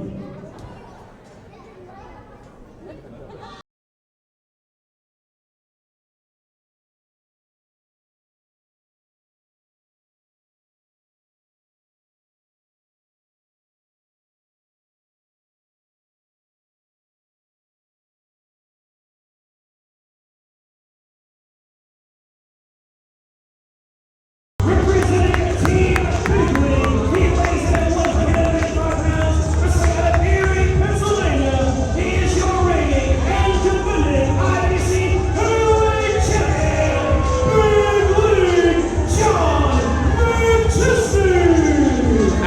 Big League had done to Goldust just less than 24 hours ago, done to Aiden Vale earlier tonight, it's clear there is no shortcut too cheap for Big League John McChesney to protect that championship and the power and stroke that comes with it. Let's just hope that security made sure that the rest of the Team Big League is truly out of the building, that at least eliminates some of his options of sneaking out of here. Well, I hope so, but to be fair, security's had an awfully busy night. That's why they get paid the big bucks. And that's why I get paid so little, I'm told at least. Well, I'm not so sure about that. What I am so sure about is that John McChesney is walking into a disadvantage for a very rare occurrence. The numbers game is disadvantageous to John McChesney. Certainly, usually that is not the case. You don't probably think Shima Zion's going to win the title in his hometown.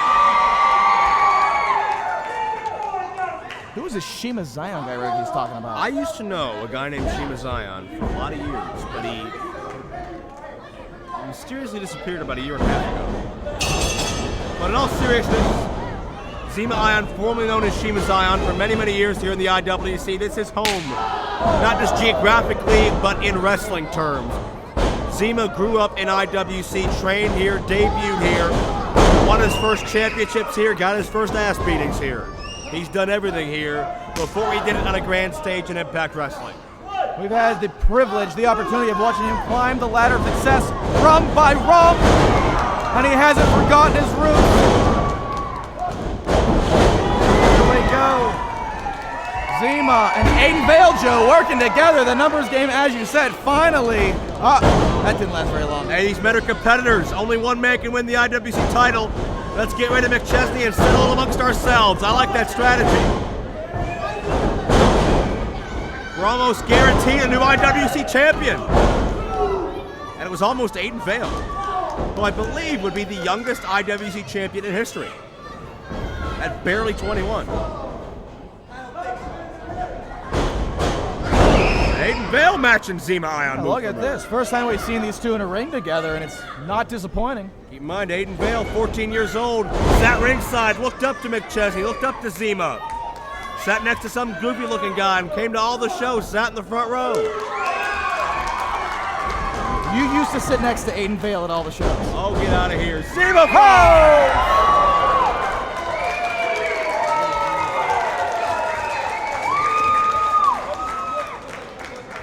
Zema is better than I've ever seen him before. Former X Division champion, won it in an Ultimate X match last summer. It took Rob Van Dam, a legend in our industry, on the biggest show of the calendar year for TNA, Bound for Glory in Phoenix, Arizona, to defeat Zema for that championship. Up and down, snap of Hurricane Rana. And keep in mind, Zema has influences from Mexico, from Japan, all throughout his style. So well-rounded and so well-traveled. He's been all over the world. He's wrestling almost every day. Oh, McChesney vaults Zema halfway to the locker room. That'd be what, a 15-foot drop? He could be out of this. On the blind side. That's it. This is his chance. That's the advantage of a three-way. Pick your spot. New champion, though. For all intents and purposes, I'm willing to bet we're down now to a one-on-one match. Zema's not even moving out there. Well, Zema's got to be seriously hurt, and I certainly shudder to think that his homecoming could end in such a way. And Vale just relentless on John McChesney. Keep in mind, as we touched on earlier, Aiden Vale defeated John McChesney in this building about a year ago to gain McChesney's Super Indy 11 tournament seed. If lightning can strike twice, Aiden Vale will be a made man overnight. Right here, right now, this moment is Aiden Vale's biggest opportunity of his career. Team Big League is gone. Norm Connors is not here. The third man in the match is out. CJ Sensation, not out. Jimmy DeMarco, God knows where. McChesney is a man on an island right now. And well, lacks cover. You're not going to beat anybody like that. I admire the official that showed leniency in a count out. He could count to 10 and say Zema hit the showers, but he's not. He's giving the kid a chance.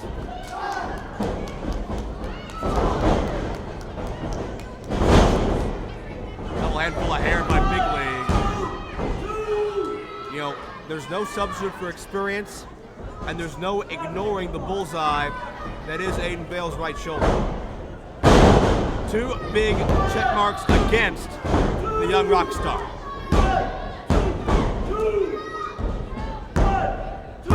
Series of covers, and notice each cover the kick out gets a little less forceful. It takes so much energy to kick 200 pounds plus off of your frame.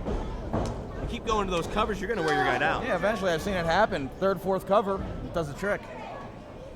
Doesn't always take a big, powerful, flashy finishing move. Sometimes it's just wearing your guy down slowly. Sometimes it's luck, sometimes it's timing. And McChesney, he's going for that big, powerful move now, though. Check out Zema. Barely able to walk, but he picked his spot. Tower of Doom.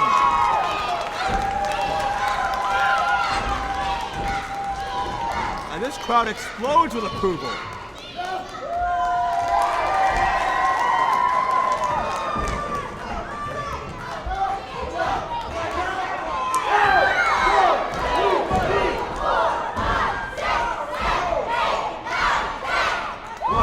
This would be. And Zema Ion pick up and over. And Vale collides with McChesney. Rapid fire offense here. Vale kicks out Zema into McChesney. Yeah, Zema just having his way with both men. Now it's been back and forth, but certainly ends with Zema on top. That's off a beautiful DDT. Could have him, could have him. And McChesney. And no accident where McChesney placed that interruption. TKO. Could do it counter. That could have been lights out. And imagine Zema having to juggle the schedule of an IWC title event with a TNA career. May not come to pass, TKO, wow. But how smart. How smart was that? We've seen McChesney end matches like that. Use your last bit of strength. Get the heck out of the ring. we forgot about Aiden. It's McChesney. Into the Insiguri kick. Aiden Bell looking for a drum roll. Could be the grand finale. Got him. No. Aiden Vale, how many men could say they were less than a second away from becoming a champion? Wow, we almost had one of the biggest stories of the year on our hands.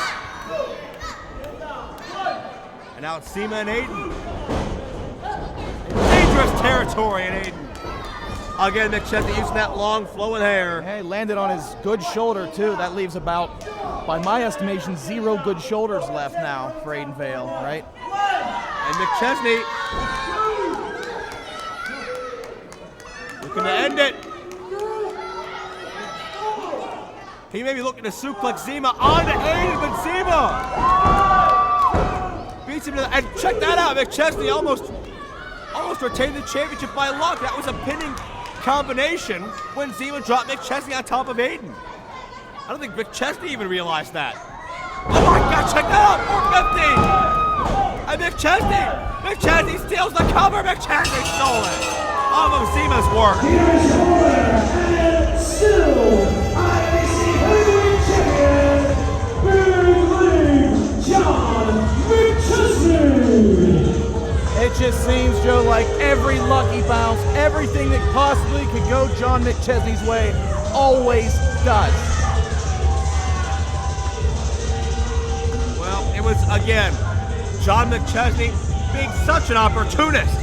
Zema Ion connects with the 450 splash. Usually the end of the matchup, no matter who the opponent is. McChesney knows it. Deposits Zema to the outside and steals the cover. Completely legal in a 3-way matchup. Completely effective for John McChesney, who maintains on top of the IWC mountain as the champion, with or without Team Big League tonight. But wait a second.